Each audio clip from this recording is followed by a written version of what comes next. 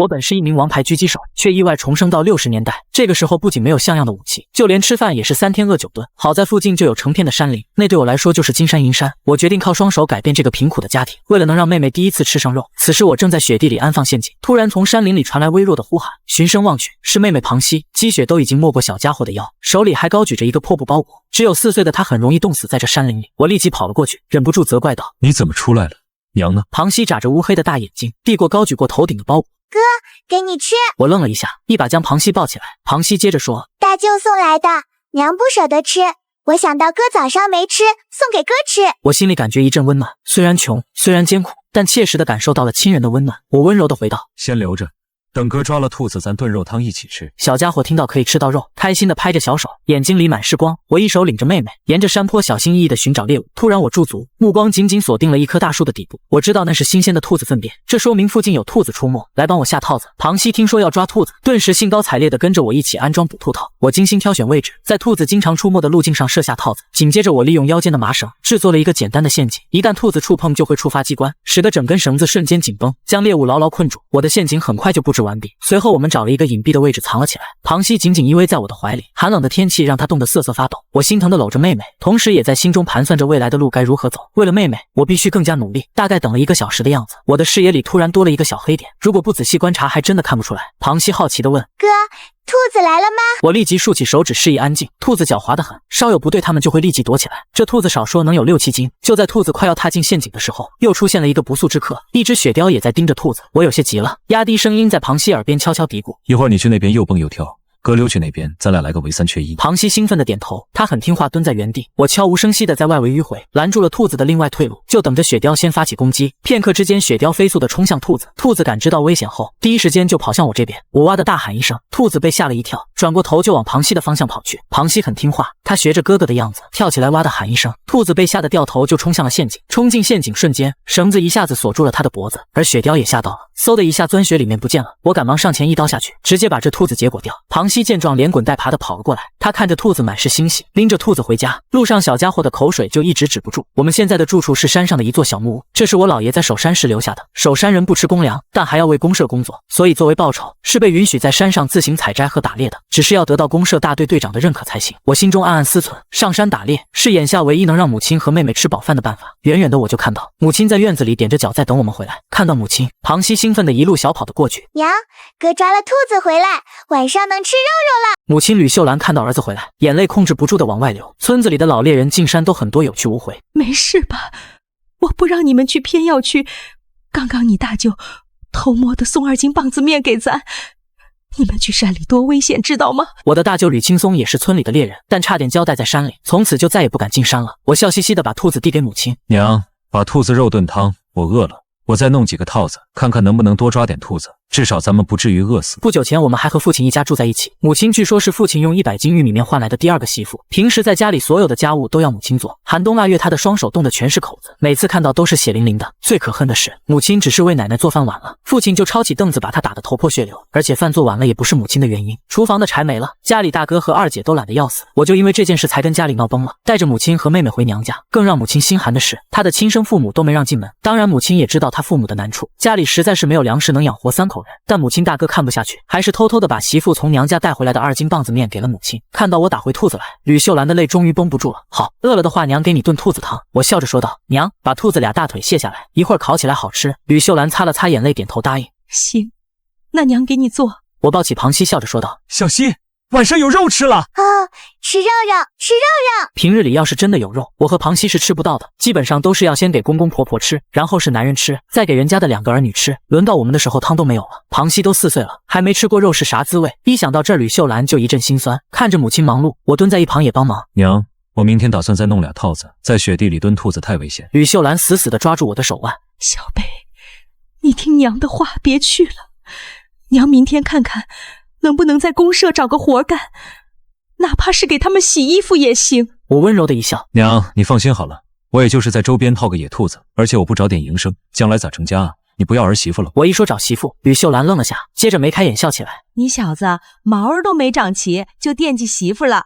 行，那就经常去找你大舅和姥爷学学本事。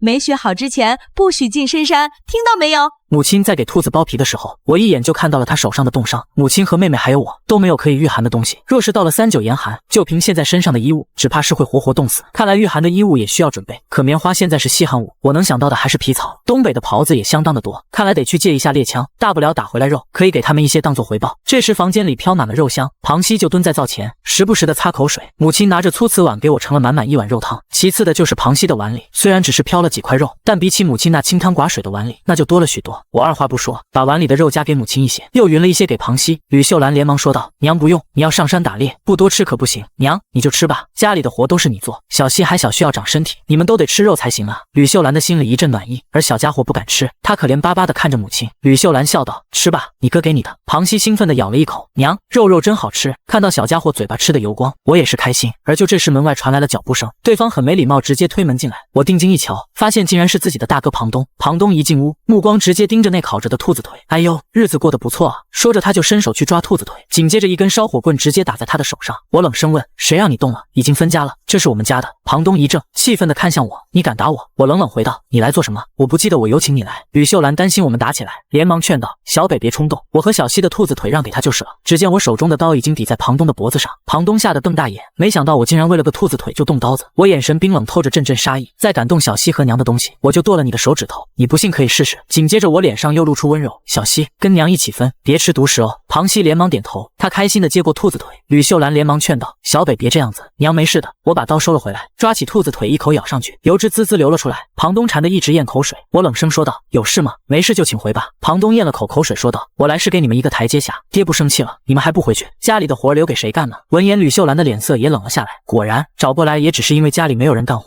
我说：“我娘没那个心情，又不是没长手，家里有活就自己做。”庞东一听立即反嘴还击：“不跟我回去，你们身上都没有棉衣，早晚会冻死，这用不着你担心，有我在，我娘和小希都不会有事。”我开始赶人，庞东面红耳赤，放下狠话就走了。吕秀兰跟庞熙一起吃一条兔腿，而我自己吃一条，三人吃的都相当饱。我起身说道：“娘，马上就要降温了，我打算去队长那借猎枪，下山找地方打几只狍子。”听到我要借枪，吕秀兰立即紧张了起来。我接着说：“我记得小时候你跟我讲过，老爷家山下树林里面到处都是狍子，你小时候拿着棍子就能打一只回来。”吕秀兰点点头，不过那也是密林，很容易走丢的，而且最近那边有狼。我笑呵呵地回道：“娘，明天你陪我一起去，我不认识这边的路。”我这么说也是为了能展现一些实力，让母亲放心。吕秀兰听到我要带着自己去，她想想也可以。随后我摸着黑来到队长家，敲了敲门。没一会儿有人站在院子里问：“谁啊？”“队长，我是庞北，吕秀兰的儿子。”队长吕海跟吕秀兰那是从小一起长大的。吕海知道是谁后便打开了门，他以为我是过来借粮的。吕海无奈地叹了口气：“队长，我不是来要粮食的，就想跟你借下枪，打算在山里打猎。”吕海立即摆手：“咱们公社猎枪就这么一把，借给了你，要是野猪或者是野狼进村咋办？”我连忙说道：“我主要是想要打点东西，解决一下御寒的问题。”吕海思索了一下：“进来说吧。”于是我在堂屋坐下，隐约能听到孩子哭以及大人的啜泣声。吕海脸上带着一丝愁容，我疑惑道：“队长，您家这是有孩子？”吕海点点头：“我儿媳妇给我生了个孙子，但咱们公社日子太苦了，儿媳妇身体没养好，孩子没奶吃就喂一点面糊。”我眼睛一转说道：“我要是打回来肉，给你儿媳妇下奶还不行吗？你把枪借我呗。”吕海之所以让我进来，就是冲着这事儿来的。吕海看向我说道：“你小子会用枪吗？”“会，小时候在我们公社的时候摸过。”吕海想了想，一咬牙进了屋，拿出一把枪放在桌上，是一款很老的猎枪。我摆弄了一下，上膛然后退弹。看到我如此熟练，吕海将5发子弹交给了我：“我只能给你5发子弹，你要是能打东西回来，给我儿媳妇留着下奶的话，我就同意你可以做手山人。”我眼睛一亮，得到队长的承诺，心里非常高兴。只不过眼下子弹不多，我要想给母亲和妹妹还有自己做衣服，哪怕是枪命中5颗子弹也未必能解决，我还得再想其他办法。我拆了几个已经倒下的栅栏，选中几根棍子削尖，做成初级的狩猎武器。次日一早起来，我背着猎枪，带着母亲和妹妹一起去山下的林子里。林地里也有猛兽出没，在吕秀兰的带领下，三人每个人手中拿着一根削尖的木棍。冰天雪地里，密林中安静的有些压抑。走了1个多小时，狍子的影子都没看到。小北，这里可能是没有狍子了。我摇头很淡定地说道：“娘，这片林子里一定有狍子，我看到许多痕迹是食草动物啃的。”我们又走了大概40多分钟，就在吕秀兰要打退堂鼓的时候，我突然开口道：“妈，先别说话。”吕秀兰一怔，只见我指着河边的林地，那边有一头母狍子带着4个狍子，我心里一阵喜悦。吕秀兰看到狍子，接着又担心起来：“小北，你会用枪吗？”我笑了笑也没解释，直接子弹推上膛。妈，你和妹妹看着。紧接着我趴在雪地上匍匐前进，小心翼翼地靠近。前世身为狙击手，我对自己的枪法还是很自信的。这时我的枪口已经对准最大的母狍子，我屏住呼吸，手指按在扳机上，心中默默地计算风速还有距离。砰！随着一声枪响，狍子屁股炸开白色的桃心，我立即提着枪冲上去，直接又一枪下去。砰！这次一枪中头，我看着躺在地上的狍子，也跟着躺在了旁边。吕秀兰以为我受伤了，担心地喊道：“小北，你没事吧？”“没事儿，妈，你和小希躲好了。”我躺在雪地里，感受着冰冷刺骨的寒意。这时刚才那些跑掉的狍子，也许是好奇心，没一会儿又都跑回来了。我就在地上装死，有狍子还用鼻子拱了一拱我，想看看这是个啥玩意。就在这时候，我对准狍子的肚子就是一枪，当场毙命。其余的狍子还想跑，紧接着我又是一枪，再次打倒一头，最后一发子弹打伤了一头狍子的腿。我抄起木棍就是一刺，直接终结。5发子弹打了4只。我兴奋地看着地上的狍子，娘快来，发财了！小螃蟹也学这样子，拿着木棒打，吃肉肉。我刚才用尽了体力，直接一屁股坐在地上。吕秀兰看着满地的狍子，人都傻了。吕秀兰与我一起熟练地将猎物捆绑起来，拖着丰收的战果回家。一回到小木屋，母子3人便立刻投入到紧张的工作中。由于山上资源有限，我们打算将新鲜的皮子直接浸入温水，然后用火熏制，以便尽快穿在身上御寒。吕秀兰小时候经常跟随父亲学习制皮手艺，因此处理起来游刃有余。我精心挑选了大约40-50斤的上好肉质，肩扛着肉和猎枪朝着吕海的家走去。一进门就听见孩子的哭声：“吕队长，我来还枪了，还带了些肉来。”听到有肉，吕海立刻从屋子里冲了出来。当他看到我背着猎枪和满满的肉时，双眼放光。我的天啊，你打了这么多猎物，其实也不算多。我将肉递给吕海，后者接过狍子肉，笑得合不拢嘴。太好了，这下我孙子不怕饿着了。随后我将猎枪摘下交给吕海，吕海问道：“你到底打了多少猎物？”我得意地竖起3根手指：“3只，给你们一半，我自己留一半。”我不可能全部都说出来。吕海瞪大眼睛看着我，要不是亲眼看到那些肉，他肯定会认为我在吹牛。吕海沉思片刻，赞赏道：“你小子真不错，以后山上的小屋就归你们了。你在山上找到的物资可以自己处理，还有这猎枪，我会去乡里帮你申请一把新的。”说完，吕海转身回屋，又拿来了他年轻时用过的一把弓片，还有一个精致皮剑带，这是我爹留下来的，你应该能用上。我接过并仔细打量起那把弓箭，虽然弓弦没有了，但弓片光亮如新，一看之前的主人就非常爱惜它，那又是一把好弓。队长，非常感谢您，我真诚地说道。吕海又递过来一个口袋，用这个麻可以搓一根新的弓弦，你娘能帮你处理，她可是咱们村最会做弓弦的。我点头表示理解，谢谢队长的指导。说完，我带着满满的收获回到家，将队长同意自己成为守山人的消息告诉了母亲。吕秀兰听到这个消息，眼泪忍不住流了下来，她觉得我真的长大了，还没到18岁就已经能自己谋生。娘，队长给了我这些武器，等我把弓弦修好，打些小动物就不成问题了。吕秀兰擦去眼泪，笑着说道：“让娘帮你修弓弦，你去休息吧，一会儿娘给你们量尺寸，给你们做皮袄。”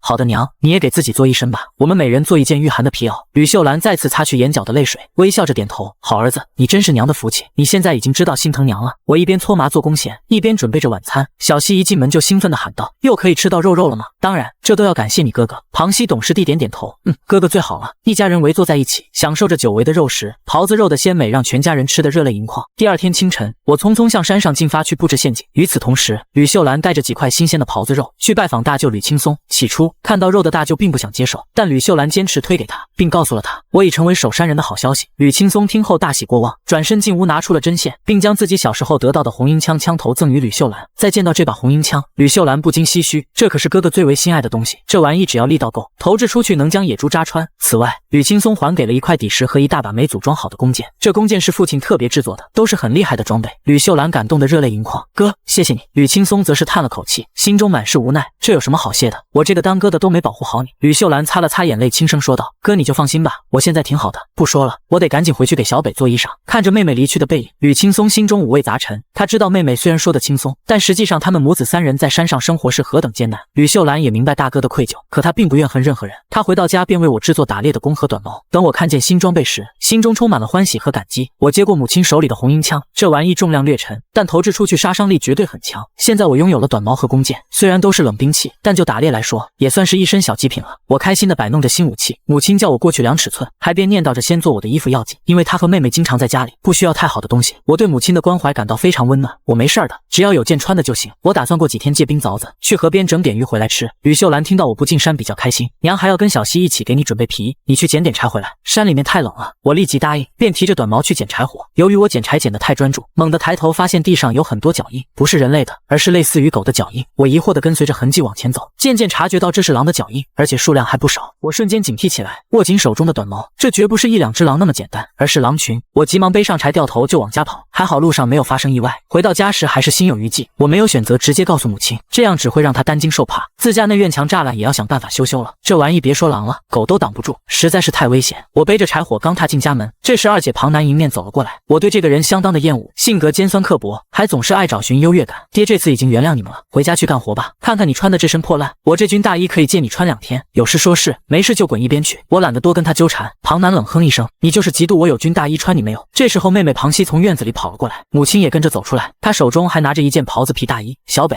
外面冷，快把这些穿上。其实吕秀兰刚才已经听到了庞南的嘲讽，故意假装没看见他。妹妹和母亲一起给我穿上护腿，还戴上了一顶皮帽子，顿时我感到身上暖融融的。然而庞南却不淡定了，他看着我和庞熙穿着新做的皮衣，心中极度不平衡，立刻对吕秀兰大吼道：“我呢？为什么只给他们俩做，不给我做？”吕秀兰冷冷地扫了庞南一眼：“这是我儿子和女儿，你要是喜欢，就去找你家的大人也给你做。”吕秀兰明白，这就是喂不熟的白眼狼。原本庞南还以自己的军大衣得意满满，这时眼中已经泛起了泪光。你们欺负人，我要回去告诉爹。我不屑地冷哼：“你去说啊，不过我现在是青龙沟公社的守山人，如果你们一直来打扰，那我就找公社的队长来收拾你们。”庞南被我的话吓到，那个年代的公社间常有冲突，而且公社成员都非常团结护短。于海作为大队长，是个出了名的护短人物，你们给我等着，我这就去告诉爹。庞南哭着跑开了。吕秀兰看着他离去的背影，并没有任何心疼。小北，你去劈点柴，娘一会儿给你们俩炖肉吃。我和妹妹高兴地拍手叫好，现在我们已经不那么担心食物的问题，而且也有了足够的御寒衣物。吕秀兰心中有了熬过这个冬天的底气。然而我清楚，仅有这些还不够，我们的小木屋目前还无法抵挡寒风，如果极端寒冷天气来临，依然有冻死的危险，因此必须尽快修缮房屋。这不仅需要大量的木材，还需要足够的人手。想到这时，我感到压力倍增。在山上生活真的充满了挑战性。次日我早早起床，打算在周边逛逛，看能否找到更多的食物。我首先前往之前布置套子的地方，没想到竟成功套住了一只兔子，这可是难得的美味。当我去检查另一个套子时，在雪地中又发现了狼的脚印，这意味着小屋周边真的有狼出没。我的心一下子就提了起来，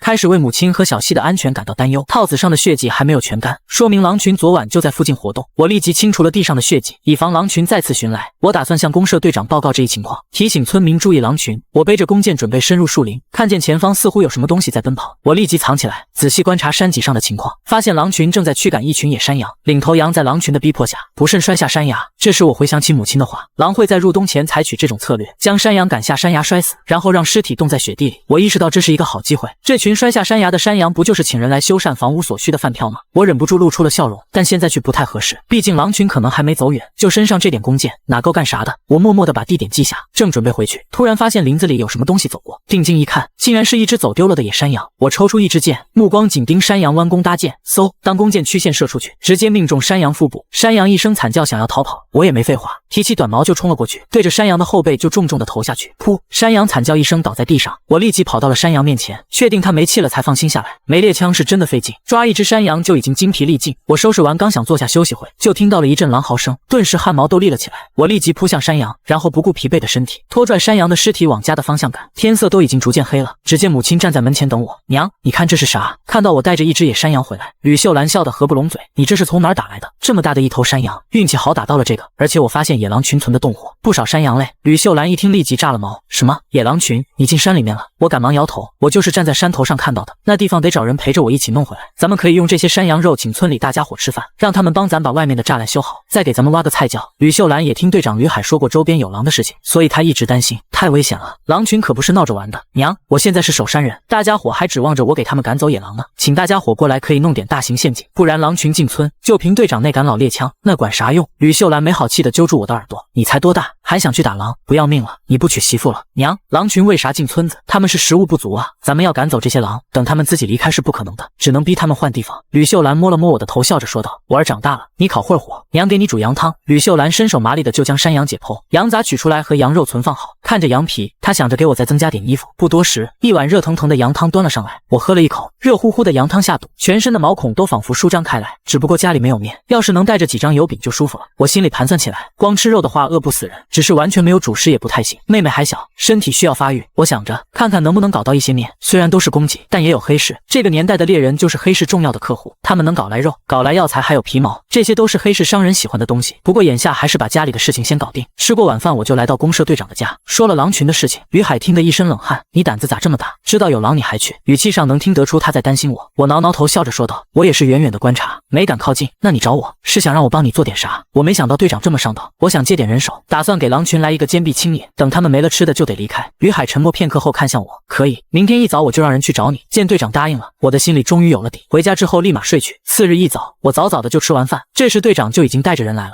，20几个人都是青壮力。吕海看到我笑着说道：“人我给你叫来了，你打算怎么安排？”我笑道：“一部分人跟我进山，另外一部分去伐木，我们争取中午之前把东西都带回来，其余人就开始把我们家的院子修复一下。”吕海点头笑道：“行，你中午准备的食物够吗？”我自信的点头，肉肯定是管够的，就是面食我家没有。众人听到有肉，立即眼睛放光，他们这都多久没吃到肉了？吕海哈哈大笑，只要有肉就行。吕海点了10几个人的名字，让他们跟着我走，余下的几个是去伐木。我带着10几个人直奔山崖的方向。来到山崖之下后，我很快就找到了山羊跌落的地方，就见在雪地上冻着大量山羊尸体。看到这么多的山羊，跟着来的人都乐得合不拢嘴。他们这一次带来了3个雪爬犁，没想到都装得满满的。众人高喊着号子，将这些山羊运往山外。看到这么多山羊，吕海吃惊地看着我，我嘿嘿一笑：“队长，我请大家吃羊肉，让你们帮我盖房子，不过分吧？”吕海哈哈大笑起来：“当然不过分了。”这时吕秀兰也走了过来，乐得合不拢嘴：“累了吧？先歇息一会儿，我叫人跟我一起收拾一下山羊。娘，羊皮收起来，留着做被褥，中午弄点羊杂汤，晚上吃羊肉。”吕海一听立即大喊：“你们叫几个做饭好吃的婆娘来，中午吃羊杂汤了，晚上小北请咱吃羊肉。”好，社员一个个都激动地高呼，干活也更有劲了。我看到木栅栏墙已经固定住了，院子里还有几个正在修复被封死的地窖，这样狼来的时候就能躲进地窖里面。吕海叫来的人多，所以工作的速度非常快。没多久，几个会做饭的女人来了，她们跟着吕秀兰一起处理山羊，妹妹庞熙就在一旁跑来跑去，充当家里的开心果。没一会儿，肉香四溢，大家心里都跟猫爪似的，一边干活一面偷偷地看向炖汤的大锅。我估计时间差不多，于是让大家都歇歇，一会儿开饭了。所有人都嗖的一下，立即跑去围观炖汤的大锅。而吕海笑着拍拍我的肩膀：“好好干，将来我给你安排一个巡山队长当。”我一怔，巡山队长地位等同于民兵队长，甚至还要高一些。海叔，要是我当巡山队长，我娘能不能在村子里干点活？她总在山上人会疯的。吕海笑着揉了揉我的头发：“你小子怪孝顺的，这个当然可以。来年咱们收成好了，我就让你娘上工，到时候你妹妹也能上个学啥的。”我听后心中一暖，笑着点头：“那谢谢海叔。”我忽地想起来，也得照顾一下大舅家里，毕竟老爷和大舅对自己家还是不错的。此时的大舅正在检查木栅栏，我走到近前帮忙：“大舅，快点休息一下去，也忙一上午了。”吕青松憨憨一笑，晃了晃木栅栏，确定结实后才放心。我问道：“我舅妈呢？怎么没过来吃饭啊？今天吃肉。”吕青松不好意思地说道：“不是在家看孩子吗？那带着孩子一起来啊，这有啥的？一会儿我让妈装点肉给老爷和姥姥带回去吃。”吕青松听到心中一暖，感觉自己这外甥长大了，这也让他心里感觉到安心。“大舅，肉是我提供的，都是自己家亲戚，你快点把舅妈他们叫来，一会儿开饭了。”吕青松也心动了，毕竟老婆孩子能吃着肉，他立即跑回家叫老婆孩子去。而吕秀兰也听到了舅甥2人的谈话，也是心中一暖：“娘，肉够吃不？”吕秀兰点头：“够吃，而且这么多的羊皮，你打算做点啥？”“娘，咱们这附近有没有黑市？”这时吕海正好路过，搭话道：“山下有，但你得傍晚的时候找。你妈知道这地方？”我问道：“队长，枪和子弹能搞来吗？”吕海笑道：“当然能，不过你这几张羊皮可是不够，便宜的也要200、300才能搞得到，这么贵。”吕秀兰不由得紧皱眉头，她也知道这对儿子来说非常重要。吕海笑了：“这玩意不贵能叫枪吗？不过可以先买个便宜点的。”吕海接着提醒道：“我可告诉你啊，你别让人抓到，这要是抓到了可就麻烦了。”我笑着点头。60年代管的虽然严，但有需求就会有市场，猎枪子弹什么的，光靠自己搞那肯定搞不来。不一会儿，舅妈一家人都来了，这时候也正好开饭。中午吃的是玉面饼配上羊汤，一人1大碗，大家吃的脸上挂满了笑容。毕竟吃肉这种事情，对当时的人来说真的是可望而不可求。到了下午，我也加入了修缮的队伍，主要是指导大家伙帮忙设置陷阱。庞熙跟表弟和表妹玩得很开心，小丫头也有了小玩伴，有了肉的激励，大家干活也有劲了。栅栏、地窖还有修补漏洞，基本上都完成了。住进新木屋，我们一家3口都非常开心。我也终于有了自己的房间。舅妈又把家里用不上的被褥拿来给我。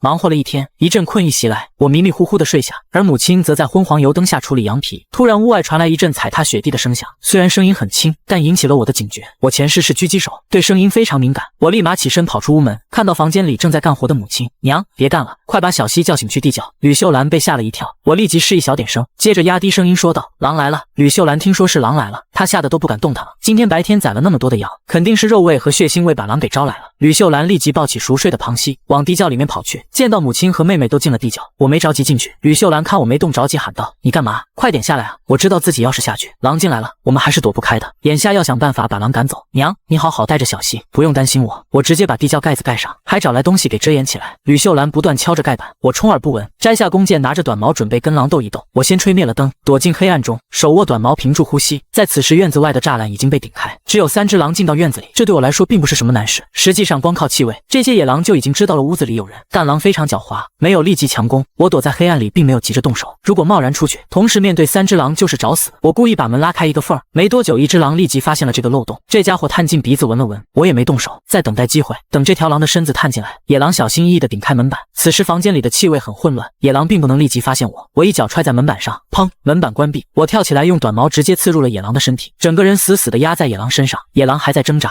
几度都差点把我甩开。我死死地抓住狼的后脖子，另一只手摸出腰间的小刀，疯狂地往野狼脖子上扎，直到野狼不动弹了，我才停下来。还没等我休息片刻，其余2只狼立即有了反应，他们死死盯着房门，发出呜呜的叫声，也不敢贸然冲进来。而这个时候，我抓起弓箭打开房门，狼没有冲进来，反而是后退了几步。嗖，黑色的房门里突然射出一支箭簇，直接命中一头狼。看见同伴中箭，哀嚎地撞向栅栏，另外一只狼吓得立即掉头就走。我没有追出去，很可能会有大批狼群包围我，所以我没搭理他，而是径直走向那只被自己射中眼睛的狼。这只狼因为受伤严重，躲在墙角呜呜地叫。我抓着短矛，二话不说，直接给狼来了个透心凉，一个人单独击退3只恶狼，而且还能杀掉其中2只，这就算是老猎人也未必能做到，何况我还没有枪。我在确定狼死透了之后，又赶紧把围栏堵死，确定安全之后，我把地窖盖子打开。吕秀兰看到我的脸上全是血，吓得抱住我就哭。儿啊，伤哪儿了？给我看看。我指着地上的尸体微微一笑，不是我的，是这畜生的。娘帮我用狼皮做个披风吧。什么？你杀了2只，而且还是毫发无伤？要不是亲眼看到狼的尸体，吕秀兰都不敢相信。这里也没有别人，难道说儿子是个打猎的天才？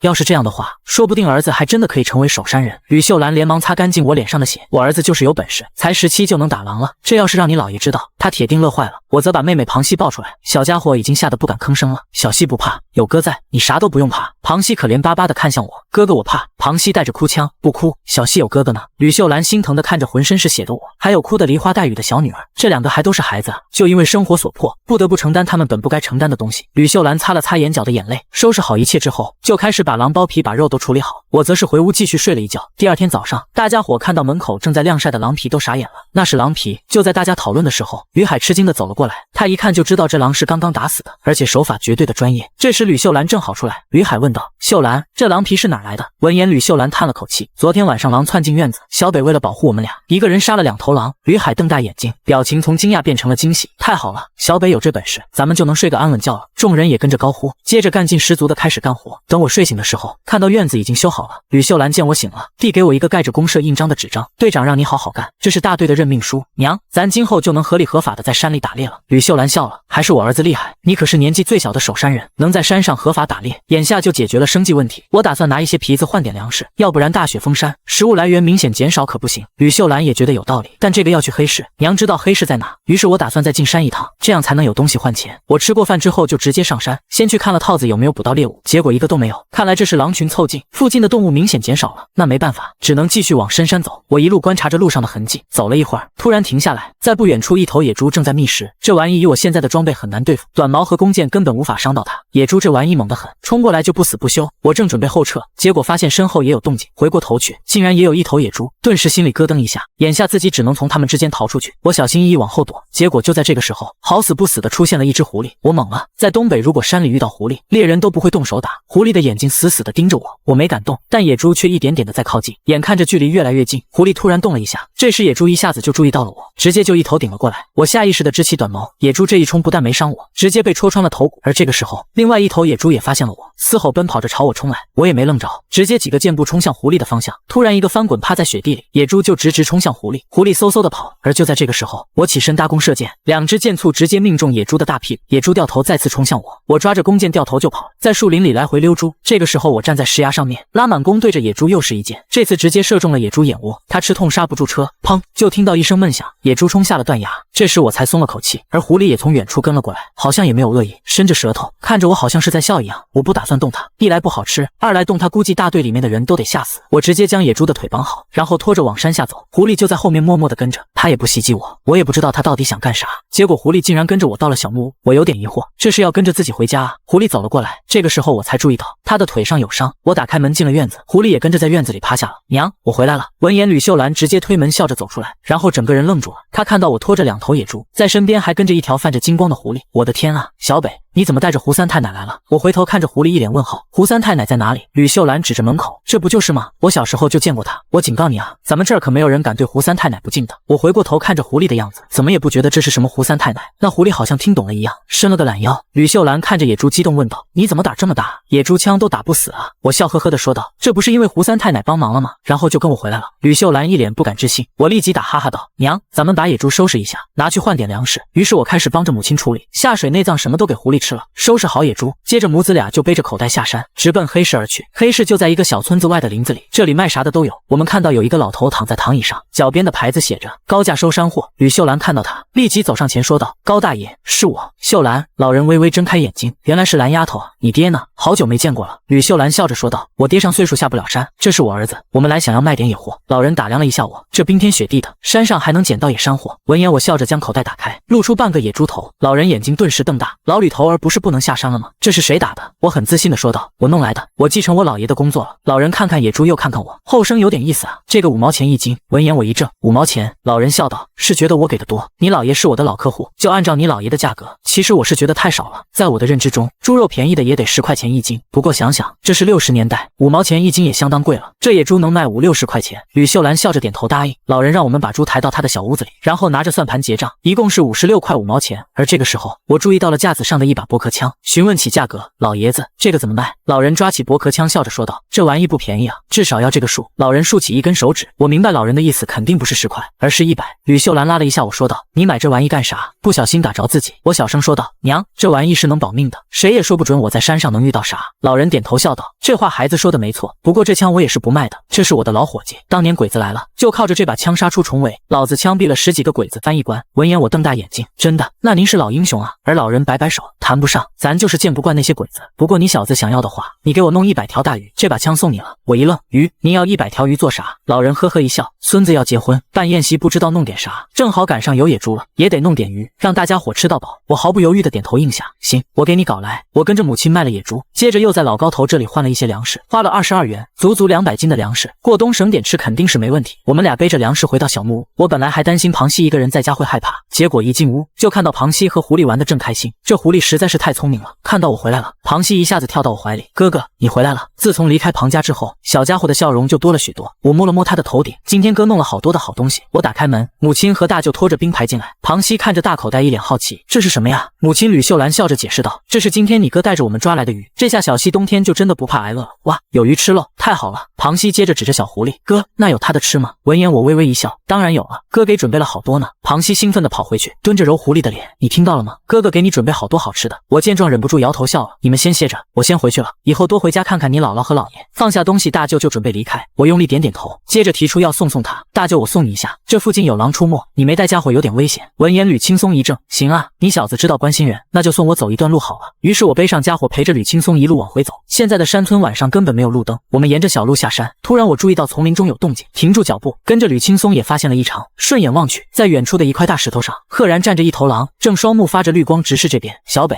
我们去叫人吧。我摇摇头，已经来不及了，咱们被包围了。吕青松心里有点慌，身体止不住的发抖，不过他还是立即抽出冰锥，随时防御可能出现的狼。见状我低声说道，咱们现在只能想办法退到陷阱那边，要不然咱们根本没有活路。吕青松点点头，眼下要是就这么硬刚，那就一点活路都没有了。于是两个人立即往陷阱那边移动，但速度不能太快，不能让狼群发现他们害怕了。好在陷阱距离这边并不远，我和吕青松两人背靠背，一边警戒一边向着那边退。就在这时，四周有窸窸窣窣的声音，还能听到一些喘息的声音。片刻的功夫，有一些狼似乎按捺不住杀心露了头。此时我们距离陷阱区域目测还有70-80步的样子，但跑肯定是不行，50步应该就会被追上。但眼看着野狼露头的次数越来越多，他们这就是在试探。这时有2头狼突然跳出来，我直接对大舅吼道，跑，再不跑就没机会了。闻言吕青松立即掉头就跑，他这辈子都没跑这么快过。只是距离陷阱还有10几步左右的时候，吕青松下意识地回过头，结果他发现我竟然没跟上来。只见我拿着短矛朝2只狼扎了过去，直接将狼穿了透心凉。接着我将短矛从尸体上抽出，一头野狼瞅准时机，直接从树丛里面跳出来，张着血盆大口就朝着我的头咬过来。然而我用力一把，手中的短矛向前猛地扎下去，我仿佛在战场上杀红眼的战士，这一扎下去，鲜血喷溅的浑身都是。因为身上披着熊皮斗篷，加上狼血加持，这下其余的野狼把我当作野熊了。这些狼没有立即冲过来，而是保持一定距离，他们想着如何包围我，而我提着短矛掉头就跑。那些野狼反应也快，立即跟了上来。我握着短矛快速冲刺了一段就停下来了，大概距离陷阱还有20步的距离。与此同时，狼也已经追上来，一只狼跳起来直接扑向我，我眼疾手快来了一个回马枪，枪，噗，又是一枪刺穿了野狼。就在此时，我手中的短矛咔嚓应声折断。面对后面的野狼袭来，我毫不犹豫将武士刀抽出来，刹那之间又是扑哧一声，一只跳过来的野狼脖子直接被拦腰斩断。吕青松都看傻了，在他眼中我就像是杀神附体一样，眼看着我又解决几头狼，余下的狼群已经被激怒，可我哪里会给他们机会，抓到空档一个冲刺就到了吕青松身边，快上树，我掩护你。闻言，吕青松慌张的四处观察，接着立即抱着树干就往上爬。虽然吕青松上了岁数，但爬树这种基本功还是非常利索。小北，快上来，大舅拉你。然而我并没有爬这棵树，我看到一个最高的树，嘴里叼着刀，然后一个助跑一跃而起，抓住树干一个翻身就上去了。这一手动作给吕青松看傻了。小北，你当过兵吗？咋这么溜？这时我也没心情解释，将弓箭再次摘下，快速的瞄准了下面的野狼。嗖，居高临下，我一箭下去后，就能听到野狼惨叫声。很快大量的狼围了过来，一头狼直接触动机关被绳子套住，余下的狼慌了，也有的掉进了陷坑。而我站在树上，看准时机射出一支点燃的箭头，呼，瞬间陷坑里升腾起火光，掉下去的野狼直接活活烧死，其余野狼都吓坏了，他们呜咽着后撤。就在这时，山林深处响起一阵巨大的狼嚎。闻言，我兴奋地看着远处，我猜到那个家伙要出手了。吕青松顺着我的目光看去，顿时心里咯噔一下，是狼王。不多时，山林里响起阵阵的脚步声，我站在高处能看到狼王带着狼群冲过来了。没多久，大树底下出现一头通体雪白的狼，这相当少见。按理说白狼是平原狼或者是台原狼，很少会出现在山里的。我的眼神之中闪烁着浓浓的杀意。白狼抬起头，眼神与我对视，我从这头狼的行动上可以判断出他已经受伤了，这是机会。如果这次能把狼王解决，那么狼群是一定会撤离的。这时白狼仰起头对天嚎叫起来，而其他的狼听到叫声，直接把我所在的树包围了起来。接着几只强壮的狼冲向吕青松那边，这几头狼一个助跑一跃而起，这跳跃力给吕青松都吓傻了。显然这是狼王的策略，这是在逼我下树，这办法实在是狡猾阴险。几头狼眼看跳跃够不着，竟然用爪子开始挖树根，为的就是把吕青松的树弄倒。这下给吕青松吓坏了，他用冰锥不断的向下砸。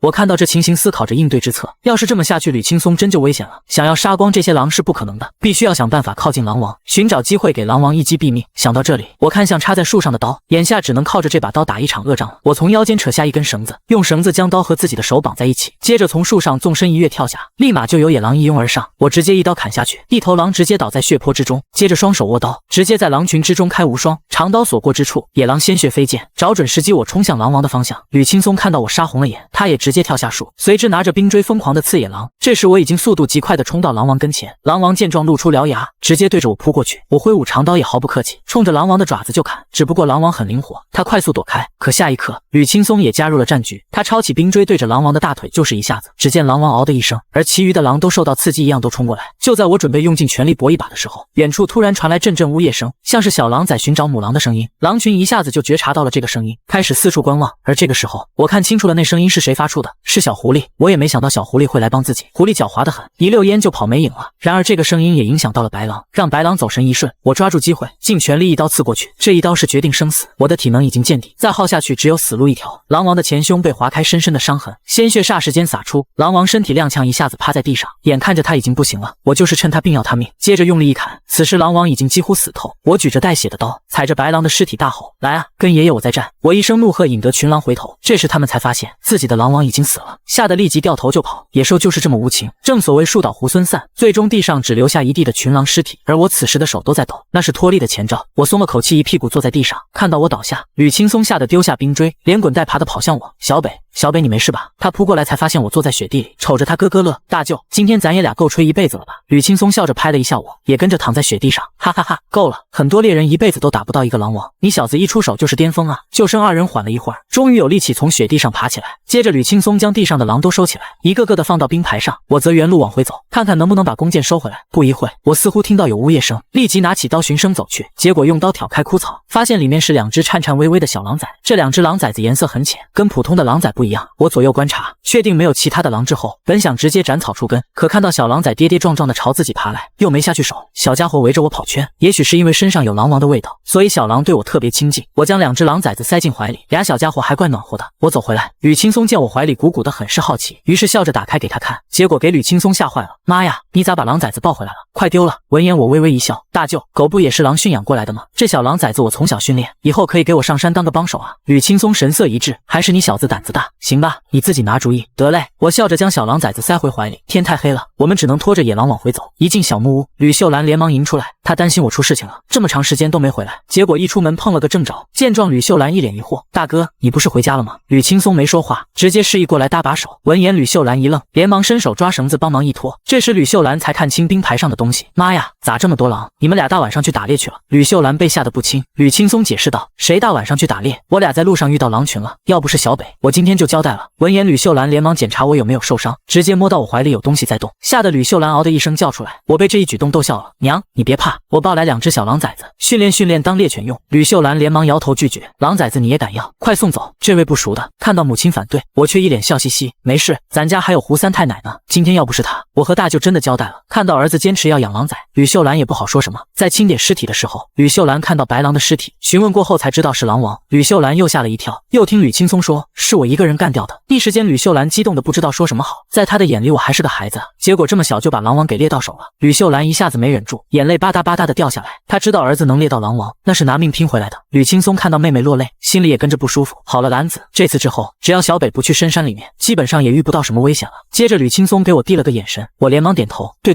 以后不敢了。吕秀兰见状擦了擦眼泪，快歇着吧，剩下的娘来处理。我点点头，而吕青松则笑道，没事，我就先回去了，家里也担心了，附近现在也没啥威胁，这下吕秀兰也能放心大哥回去。说完，吕青松便拖着兵牌回去，我则抱着2只小狼崽回屋。庞西立即凑过来问道，哥，这是啥啊？小狗，我坏笑道。庞西凑过来仔细看看，接着用小手摸了一下，小家伙颤颤巍巍的用小脑袋拱他的手，给庞西逗得咯咯笑。我看着2只小狼笑着说道，这个叫大强，这个叫二强。等吕秀兰收拾好一切，就回屋带着庞西睡觉去了。次日早上，我吃过东西，然后给2只狼崽弄了2条鱼吃。昨晚的事情队长吕海得知后，一大早就来了。他一进院子就看见正在晾晒的狼皮，很是吃惊。小北啊，你可是咱们大队的大功臣啊，这狼王都让你猎到了，狼群也就不敢往这里凑合了。闻言我一笑，这都是运气，运气也是实力。你是不是要准备下山去卖东西？今天大队要拉草料去，正好给你送过去。一听说能坐着车去山下，我立即笑了，谢谢队长。吕海拍拍我说道，哎呀，多好的孩子，你爹他们真是眼瞎。我挠头憨笑也没接话，在我心里，父亲一家人的关系已经断了。不一会，大队来了几个人，帮着我将鱼装在车上后，一起下了山。到了黑市，我将几口带鱼都卸下车，上前笑着跟高老爷子打招呼，老爷子，我把你要的东西搞来了。老人坐在椅子上，只是扫了一眼口袋，指了指身后的屋子，去拿吧。在屋里，闻言我迫不及待走进房间，柜台上放着一个小布包，打开里面放着枪和子弹，提起来沉甸甸的。我顺手抓起枪，笑着比划了一下，接着又将枪收好，走出屋子跟老爷子聊了几句便往家赶。一路我都不敢停，回家之后才松了口气，有了枪我心中也有了底，至少打猎要轻松多了，但子弹必须要省着点用，这年头要补充子弹并不容易。我收拾好东西，这时就听到门外有人敲门，开门发现是大舅吕青松，神情有些着急，小北，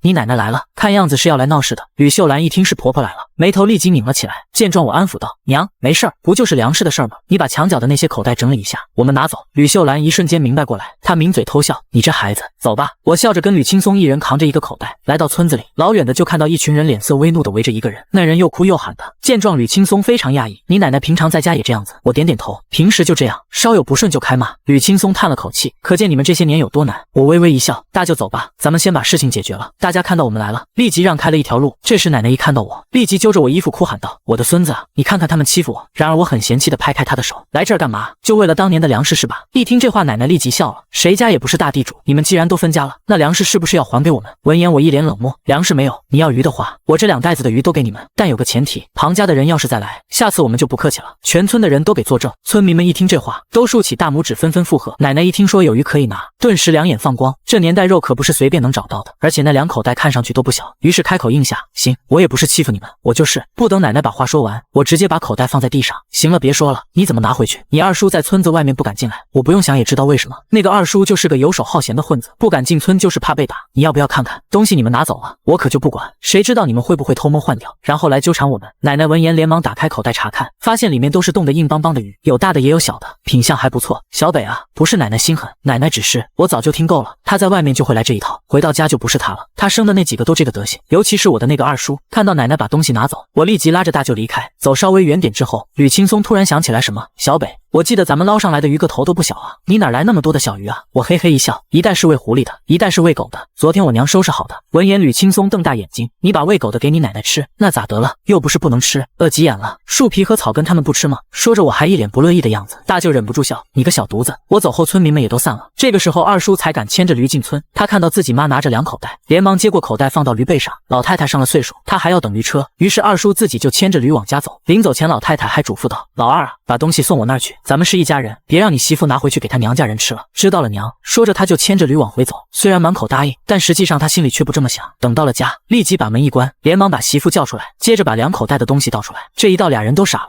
上面确实有大鱼，下面则都是小鱼，再往下面那都是动物内脏。二叔都懵了，不都是鱼吗？这咋还有下水啊？他媳妇白了他一眼，下水不能吃啊，这时候还挑这个呢。二叔想了想也是，接着连忙跟着媳妇挑鱼，当天晚上就炖了鱼汤。而另一边，老太太在家左等右等，眼看着天都快黑了，二儿子还是没回来。这时有乡亲路过看到他，调侃道，庞老太，你家发财了，你家老二都炖上鱼汤了，闻着可香了。老婆子一听这话顿时急了，哎呀，这个败家子一定又让那狐狸精给忽悠了。于是老太太立即往二儿子家赶，在路上正好看到喝得醉醺醺的大儿子，你咋还喝呢？你媳妇给退回来东西让老二拿走了，还不赶紧看看去？庞有福闻言摆摆手，咱家谁吃不是吃，送给他了。老太太在一旁急道，你知道什么？2口袋的鱼100斤呢？什么？庞有福一听这么多鱼都让老二独吞了，瞬间酒醒了一半，毕竟这个年代谁家能拿出100斤鱼？走，咱去看看。母子俩连忙往老两家走，在院外，庞有福就闻到了鱼汤的香味，这一下他真急了，自己都多久没吃过鱼了？他着急的拍门大喊，庞有贵，你给我开门！庞有贵听到大哥的吼声，吓得浑身一哆嗦，一旁的媳妇却一翻白眼，你们家都什么玩意啊？吃点东西，看把他们急的。庞有贵吓得脸色苍白，急忙跑出来开门，哥。结果庞有福都没搭理他，一把推开他就往院子里走。老太太也是气急败坏的看着，我怎么就养你个白眼狼？这东西是我拼老命从那边要回来的，你个没出息的怂货，连村子都不敢进。然而屋子里老二的媳妇依旧一脸不屑的喝着鱼汤。哎呦，大哥来了，东西呢？庞有福黑着脸问道。老二媳妇微微一笑，指向墙角，那2盆都是。庞有福顺着指着的方向看去，顿时皱起眉头，一盆都是小鱼，一盆则都是动物的下水。不对，娘他看过了，带回来的都是大鱼。老二媳妇冷哼一声，大哥，话可不能乱说，拿回来一堆臭鱼烂虾，加上下水，你们家都当好东西。庞有福气得脸色铁青。而老太太冲进屋之后，她看到儿媳妇正在喝汤，立即跳着脚骂道，你这个狐狸精啊，你不得好死！老二媳妇一听立即拉下了脸，你说谁呢？你偷吃我们家的鱼，谁偷吃我骂谁？就你们家吃得起好鱼吗？当初结婚的时候2口袋米你们都要回去，我们家的30块钱你们到现在都没还，你们也好意思？老二的媳妇跟我娘吕秀兰可不一样，我娘闷不作声就知道干活，可她不是，在家不干活还动不动就回娘家，虽然看不顺眼，但庞家老太也只能忍，谁让人家有3个哥哥，大哥还是生产队的队长，剩下的东西呢？老太太现在关心的是还剩下多少。儿媳妇一脸不屑地指了指墙角，诺，没有人碰。见状老太太立即就急眼了，我当初打开口袋看的，里面都是大鱼，你们把鱼弄哪去了？娘，这口袋里就上面装的鱼，下面都是下水。闻言庞老太愣了下，接着一巴掌打在老二身上，你放屁，我亲眼检查的，都是大鱼。一下子房间里吵翻了天，庞有贵有嘴说不清，老太太就一口咬定自己检查过的，而庞有福显然是相信自己娘的，就这么一口袋东西，家里又哭又闹。而此时此刻，始作俑者的我端着一碗热乎乎的鱼汤，手中掐着3盒面的馒头，自溜一口鱼汤，然后吃一口热腾腾的花馒头，那滋味别提有多舒坦。而我娘还为之前的事情而介怀，小北啊，你怎么把狗粮给你奶奶拿回去吃？不太好吧？闻言我愤愤不平，本来什么都不想给的，而且那好歹也是肉呢，现在这个环境，他们饿肚子的时候树皮都吃，这件事情我觉得做的一点都不过分。我娘之前在庞家当牛做马就算了，他们还有脸来要那么点彩礼，不过现在已经和庞家断绝了关系，我专心打猎做好守山人，一定可以让我娘和妹妹过上好的生活。第二天一早，我从生产队那边拿到了新的长矛，之前的短矛对付狼王时被折断，这次吕海还在生产队为我开了表彰大会。此时此刻，我已经得到整个青龙大队所有人的认可，毕竟没有我解决狼群，估计他们这会还在提心吊胆的。生产队开完会，我娘吕秀兰见我回来，立即笑着迎上来，累了吧？娘给你炖了肉汤。我摇了摇头，娘，我打算在大雪封山之前，先把过年的年货都打回来。我娘微微一怔，哎呦，这都要过年了是吧？我都把这给忘了。见状我感觉有点不对劲，从一进门我娘就对我太热情了，娘，您这是有话要跟我说吧？只见我娘咧嘴一笑，臭小子，你这过了年就18了吧？二婶子说咱们村里有家姑娘跟你同岁，你这也要开始考虑成家了不是？闻言我瞪大眼睛，娶媳妇啊？我这有点太早了吧？早什么早啊？我像你这么大都当娘了，你早点结婚，趁着妈身子骨硬朗，还能帮你照顾孩子。娘，我才多大啊？我这自己的日子还没过明白，您这有点太着急了。我娘咧嘴一笑，我这都跟二婶子说了，至少见一面，你看行不行？而且人家也未必能看上你小子。我当初就是顺嘴胡说，想哄我娘开心，没想到我娘还当真了，我也不好说啥，只能先拖一拖再说了。我无奈的答应，见个面也行。行，万一不合适也省去麻烦。闻言，我娘满意的点头，接着把肉汤端给我，母子俩在油灯前笑着聊天。我妹妹庞熙已经呼呼的睡着了，虽然外面很冷，但这小小的家里非常温暖。吃过饭我就回屋睡着了，我娘则点着煤油灯，小心翼翼的给我缝补外套，生怕我进山冻着。我躺在床上，看着油灯下那个单薄的身影，不知何时泪水打湿了眼眶。慈母手中线，由此身上衣，临行密密缝，唯恐迟迟归。慢慢的我沉沉睡去，等醒过来，我发现身边好像有一个毛茸茸的东西，我下意识的揉捏了几下，小狐狸蹭了蹭我的胳膊。我正在逗狐狸的时候，突然门外有人大吼：“小北，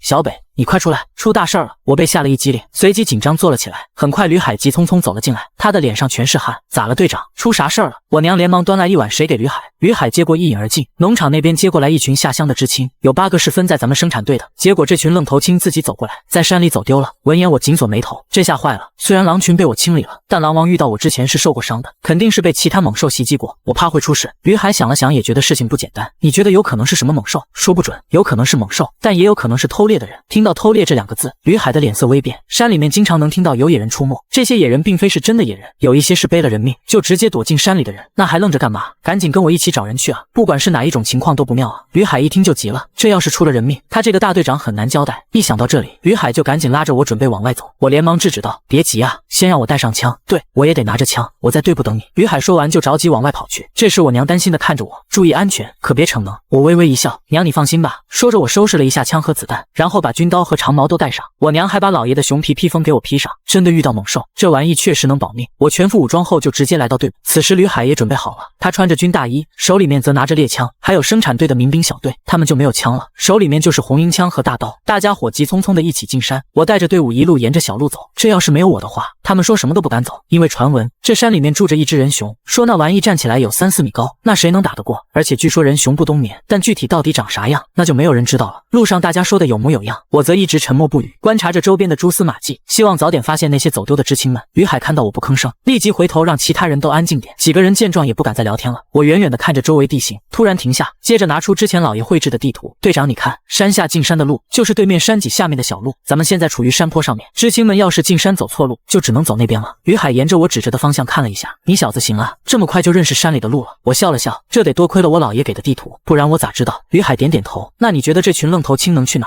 我根据对地形的判断，很快就锁定了一个方向。知青们进山时间长了，一定会想办法找地方休息，就只有往老林地的那条路合适。闻言，吕海一拍大腿，这可坏了，老林地可不兴趣啊，那边有老虎的。老林其实就是个原始森林，在老爷的地图标记上，我看到过上面写着有老虎，而这边最多的就是东北虎。东北虎是世界上个头最大的老虎，危险性极其恐怖。我下意识地摸了摸自己的枪套，心里在打鼓，想着到底该怎么应对。如果遇上老虎，别说救人了，就算是逃命都很难。吕海看得出我的脸色有些难看，他现在最担心的就是我撂挑子，毕竟就只有我能帮他救人，其余的几个人就是拉来凑数的。队长，我们现在手里面的家伙，要是真的遇到了老虎，那咱们根本没法应对。但是老虎也未必一直在同一个地方活动，咱们要做一个决定，是冒险救人还是原路返回。顿时吕海愣住了，他觉得我说的都没有错，遇见老虎就凭仅有的2把枪打在老虎身上不痛不痒的，最关键的是还带着一些没拿枪的人，直接去就是送死。吕海想了想说道，公社把人交给咱，不能就这么让他们出事，找是一定要找的，先去找找看，要是找不到线索，就无法证明他们去了老林，那咱们也没啥办法，毕竟已经努力了。吕海说的很隐晦，但我听得出队长说的对，也许知青们还没进老林呢，那就先下去找找线索。于是我带着小队直接朝山下走去，虽然是下山，但实际上是往更深处走，这里基本没有人烟。到山坡下之后，我很快觉察到事情不对劲，吕海看到我停下来，心中也有一些不安。小北，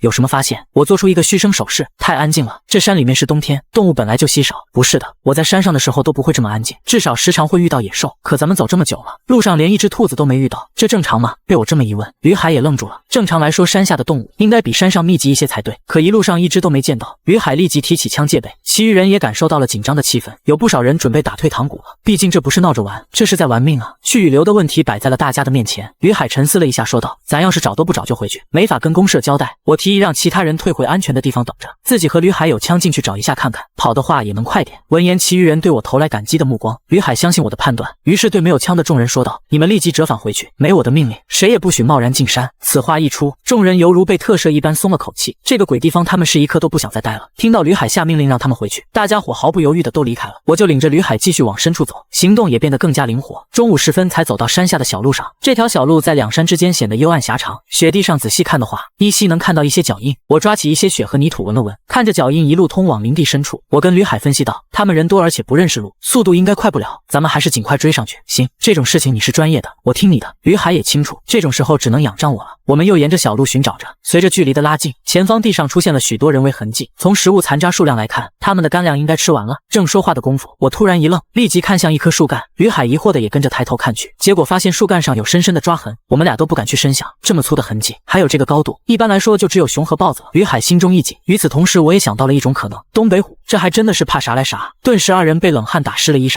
这些年轻的知青还真的是不怕死，这种地方都敢进。发现了抓痕之后，两个人立即加快速度往里走去。此时此刻，我已经感觉到了，应该是进入到东北虎的地盘上了。这周边总觉得阴森森的，到处都充斥着一股肃杀之气。此时路上的雪已经没过膝盖，行走变得非常艰难。吕海一面走一面念叨：这些知青根本就没挨过东北冬天，还愣头青一样往山里钻，你说是不是彪啊？只见我突然抬起手打断，脸色也一下子变得凝重起来。别乱动，蹲下。闻言，吕海一怔，神情也变得紧张起来。在前方小山坡上面好像是蹲着一个东西，隐隐约约只能看个大概。吕海也打过猎，他知道这是座山雕，座山雕一般是食腐动物，说明附近多半是有尸体。小北，有这玩意在，可不是啥好信号。我无奈地叹了口气，咱们先别招惹他，先找找看有没有尸体，也许不是人是动物的。吕海点点头，他跟着我小心翼翼地沿着林子里走。走了一会儿，我发现不远处的雪地上有什么东西，我小心翼翼地凑上去，这才看清地上躺着一只奄奄一息的鹿，这头鹿被咬得很惨，从这些伤口来判断，顿时我和吕海都懵了。这头鹿是被一种大型猛兽咬伤的，伤口非常深，既然咬成这样子了，为什么不吃呢？我心中有了一个不好的预感。不过庆幸的是，这几个知青可能还活着。我们前进了一会，这次在雪地上看到一滩血迹，我仔细地观察了一下，发现是人血，结合树上被刀砍的痕迹来看，情况很不妙。见状，吕海一下子慌了，难道知青们遇到坏人了？先别说那么多了，快点追！吕海赶忙点头，他立即跟着我沿着小路狂奔，两个人跑得雪花扬起，吕海跟在我身后，很快就体力不支了，差点摔倒在雪地里。这时我窝在雪窝里看着远处，吕海也连忙爬了过来，从这里能看到远处有3个人，好像手中拿着刀和长矛驱赶着一群人。吕海握紧了猎枪，应该就是他们。我这时候已经想好了策略，队长，我在侧面靠上去，你保持距离，跟着负责警惕周围，防止他们还有同伙。闻言，吕海一脸不可思议，什么？难道你要以一敌3？那些可都是亡命徒。我回过头看着吕海，眼神很坚定，队长，您是希望他们杀了那些知青，还是我杀了他们？吕海眉头紧锁，他看我仿佛变了一个人似的。我表情波澜不惊，好像对杀人这件事一点都不在乎。小北，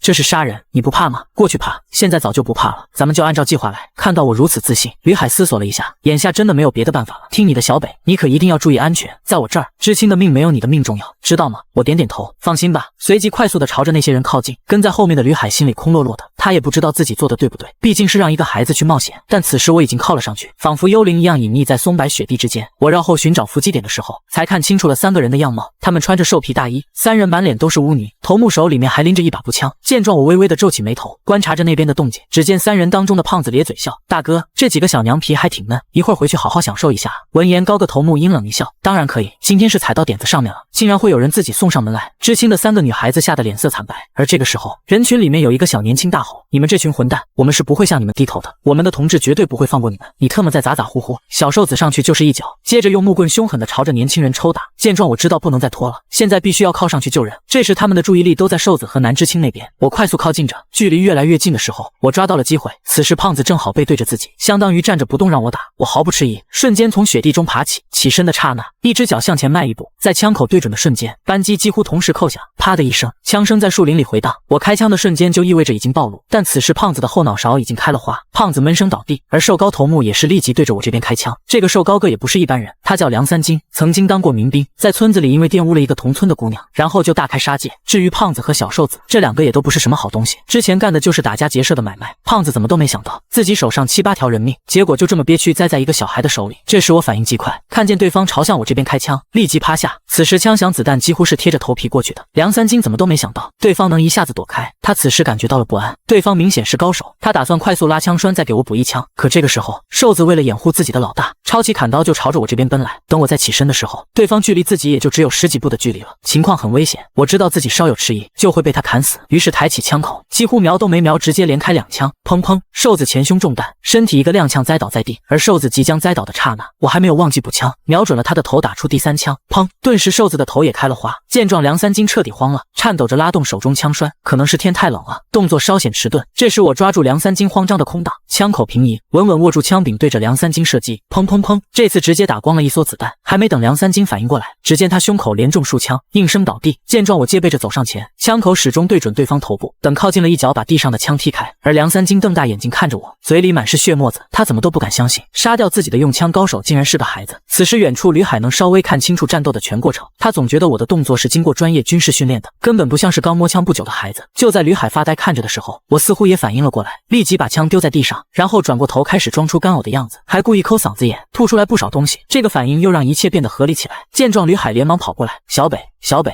你没事吧？我吐的眼泪鼻涕一大把，那叫一个真实感。而吕海看看地上的尸体，又接着心疼的说道：“我跟你说啥来着？你小子是不是逞能？”我点点头，差点吓尿了，这玩意搞不好还要做噩梦。吕海拍拍我的后背，你小子是真胆大啊！换我的话也比你好不了多少。我只是勉强挤出一点微笑。这时候，其他的几个知青都凑过来，领头是一个脸蛋白净的女孩子。同志你好，我们是前往青龙沟大队的知青，我叫赵小田，多谢您救了我们。闻言，吕海和我相视一笑。吕海说道：“你们跑无人区来干嘛？我就是队长吕海，这位是我们的守山人庞北，我们就是来找你们的。”知青们听到吕海自报家门，立即都松了口气。我站起身扫了一眼，这些知青里面有一个受伤了，其余人都还好。这里不是说话的地方，咱们得赶紧离开。这块地方上有老虎。一听见这话，大家都傻了眼，他们都只是听说老虎厉害，还从来没见过真正的老虎。吕海连忙接话道：“你们这帮孩子是真的虎啊！这路上我们俩都看到老虎的痕迹了，你们竟然还敢往里面走！”闻言，几个知青都不好意思的低下头。我立即催促：“快点走，我们手上的家伙根本就没办法对付老虎。”然而我话音刚刚落下，山上突然传来闷雷一样的声音，那是老虎饿了的时候发出的声音。这个时候的老虎那才叫神挡杀神，佛挡杀佛。吕海立即拉着几个知青拔腿就跑，快跑！吕海这么一喊，我顿时心都凉了半截。这下完了，这不是给老虎报信吗？可现在说啥都没用了，老虎肯定发现了这边。吕海在前面一路狂奔，给知青们带路，但是有人受伤铁定是跑不掉的，最好的办法是丢下受伤的人，但我是一名守山人，不能这样做。我对吕海喊道：“队长，你带着大家跑，我来引开老虎。”队长吕海一听这话急了：“你这不是胡闹吗？老虎要是追你，你还跑个屁！”我握紧枪杆，神色认真道：“放心好了，你们先跑，我带着老虎遛弯。”说完我就往众人反方向跑。这时吕海也顾不上犹豫，带着知青们快速跑离这片地狱。而我跑没多远就停下来了，因为不远处老虎正直勾勾盯着我，仿佛露出戏谑的眼神。就在老虎即将对我发起攻击的时候，我镇定地抬起枪口，对着老虎就是一枪。老虎似乎也明白枪弹的威力，它快速闪开，子弹在雪地上打出一个坑，而老虎躲开就立马朝我冲了过来。我也不慌，刚刚一枪是我故意的。就在老虎闪躲跳开的瞬间，我又一次开枪，砰砰，这次子弹在老虎的爪子上留下一道血痕，老虎吃痛摔在雪地上。我笑着看了一眼，紧接着掉头就跑。以现在的装备想杀这老虎就是做梦。我嗖的一下钻入林子，老虎气得嗷嗷怪叫，也立即跟进了林子。可我一进入林子就消失不见，老虎警惕地观察着周边，正好奇我跑哪去了。突然屁股传来一阵吃痛，老虎惨叫了一声，他才发现自己的屁股已经多了个血洞。这时候老虎根据枪声也锁定了我的位置，见状我站起来立即就跑。老虎想追，但后腿传来的剧痛让他跑不起来，只能发出一阵无能怒吼。顿时整个林子里雪花从树上簌簌落下。这时我已经跑远，一路沿着小路追大家伙。此时吕海还在带着大家逃命，本来他想找点树枝点个狼烟，结果我就跑回来了。吕海看到我连滚带爬的扑过来，你个小瘪犊子，你是不是有点本事就飘了？你要是出事儿，你让我怎么跟你娘交代？我心头一暖，虽然是责怪我，但实际上对我的关心已经溢于言表。我咧嘴一笑，我在老虎屁股上开了小眼，他现在追不上了。一听这话，吕海顿时放声大笑，你小子是真的牛啊，就算是你老爷也没给老虎屁股开过洞啊，我这次摸了，感觉还挺爽。就在我得意的时候，吕海笑着给了我一个大逼斗，你个小王八犊子，你觉得我夸你呢？说着吕海还伸出手捏着我的脸，疼疼疼，队长我以后不敢了，再也不敢了。我疼得嗷嗷怪叫，吕海这才满意的松开手，我则委屈的揉脸，心想这还不是为了救人。见吕海神色不对，我连忙改口，我检讨，我这是严重的个人英雄主义情节。吕海咧嘴笑道，嘿嘿，这还差不多，不过你小子真有点能耐。闻言我立即摆手，不敢了不敢了，我怕吕海说的又是反话。吕海笑了，你也该找个媳妇了，我看旧的那个知青闺女挺好的，我给你介绍认识一下。我扫了一眼几个女知青，立即摇头，咱是山里娃，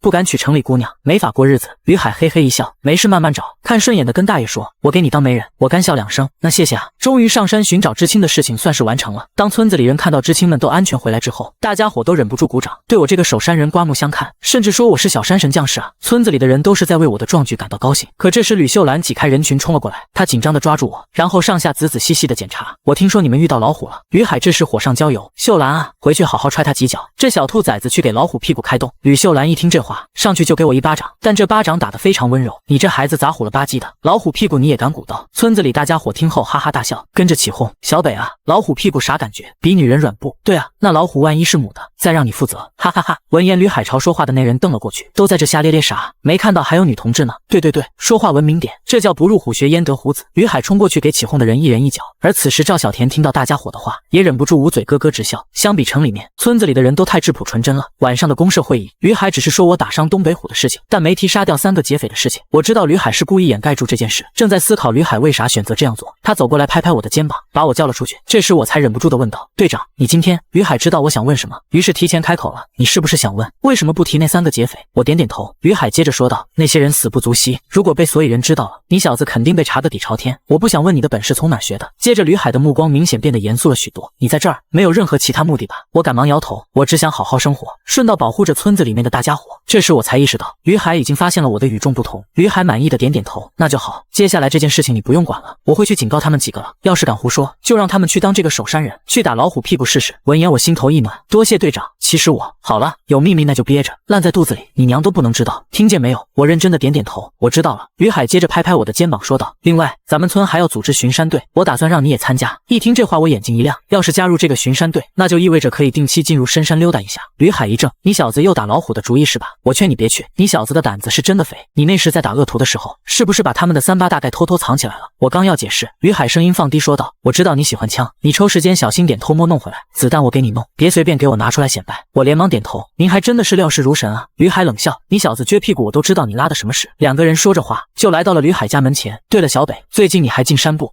临过年打算多弄点年货，过些日子大雪封山了，我就不进山了。那封山的日子你就在村里巡逻吧。到了年底，总有坏人出没，少不了小偷和强盗啥的。门外忽地飘起了鹅毛大雪，见状我叹了口气，看来我得快点去打猎了，要不真的上不去山了。这时一个人影跑了过来：“队长，俺闺女发烧，得赶紧下山去卫生所。”吕海一愣，现在下着大雪，这要咋下山？一旁的我一听立即接话道：“人在哪儿呢？先看看情况啊。村里面没大夫吗？”闻言吕海叹气：“咱们村没卫生所，山下幸福大队有，可这下山要走10几里的山路，下雪天的等走到人都没了，先去看看啥情况，不行的话想办法把人送下山。我懂点医术，只要有药，其实也就没啥事。”不一会，3人来到房门前，只见看见一个小女孩面色苍白，躺在妈妈的怀里抽搐，一旁有一个孙郎中正在诊断。我上前摸了一下小女孩的额头，非常烫，快把孩子衣服脱了。还有家里有退烧药吗？吕海突然想到什么，队部里有扑热息痛片，行不？可以，这玩意好使。接着我让人用温水给孩子擦身体，一听说要把孩子的衣服脱了，孙郎中立即阻止，这都烧成这样子了，再脱衣服不冻死啊，在炕上发汗才对。我真的被这个庸医给气炸了，你特么懂啥？你是怕孩子不死是吧？想让孩子活听我的。所有人这个时候都看向吕海，吕海想了想，还是觉得我的提议比较靠谱，我去拿扑热息痛。说完他就转身离去，我指挥着屋子里的所有人，女孩的父亲烧水，母亲给孩子衣服脱了，接着不断的给孩子擦汗。这时吕海拿着药跑了回来，快，我把药拿来了。我接过药用水泡开，掐着嘴巴给孩子灌了下去。经过我们一番的努力，孩子终于不再抽搐，大概40多分钟后，女孩的烧退了。这时所有人都瞪大眼睛，对我又是高看了一些，觉得我不光会打猎，会的东西还真多。我看着小女孩红扑扑的小脸蛋说道：“现在是退烧了，但还是需要抗生素，这大半夜的，这抗生素可是难找，要不小北你跟我走一趟。”这时候吕海提议道，我点点头，行，咱们去找大夫。于是2个人冒着风雪沿着山路下山，等走到卫生所的时候，双脚的脚踝都冻得发麻。我们直接走了进去，卫生所的值班大夫看到2人都拿着枪，被吓了一跳，不过发现是吕海之后松了口气。见状，吕海呵呵一笑：“张大夫，有个孩子发烧，需要抗生素，我这里有大油，你们拿去吧，记得给孩子用温水服下。”只见张大夫用玻璃针管抽出一些大油，注射入一个空瓶里面，递给了吕海。多少钱？张大夫摆摆手，要什么钱直接拿去。吕海笑着也没客气，行，那我替孩子谢谢您啊。说着将药藏在怀里。张大夫说的大油其实就是最早期的一种青霉素，那时候简直是灵药，像是发烧什么的一用上就好。我陪着吕海一路艰难的往回走，大量的雪花被风卷着往脸上拍，仿佛小刀子一样打在脸上。等回到村子里的时候，我才发现自己的脸已经引出不少鲜血，但此时我也顾不上那么多了，只顾着给小女孩服药。眼看孩子的情况明显转好，众人都松了口气。这时女孩的父亲对我道谢：“多谢你了，小北，要不是你的话，我家的孩子又要折在这儿了。”我笑着摆摆手：“小五哥别见外，要是没事儿，我和队长就先回去了。”接着2人在众人的道谢中离去。回到家，吕秀兰用猪油给我涂脸，顿时感觉脸上没有那么的刺疼，我也是感觉到眼皮打架，往床上一躺睡去。次日一早，我吃完早饭，开始每天的晨跑训练。因为相比前世特种兵的身体素质，这副小身板就有点不够看了。这时后面有人叫住我：“庞北同志，你等一下。”我一怔，回头看向身后，结果发现是村里知青赵小田。庞北同志，我听说村子里只有你可以售卖肉对吧？我们的同伴受伤，需要补充点营养，你能不能卖一点肉给我？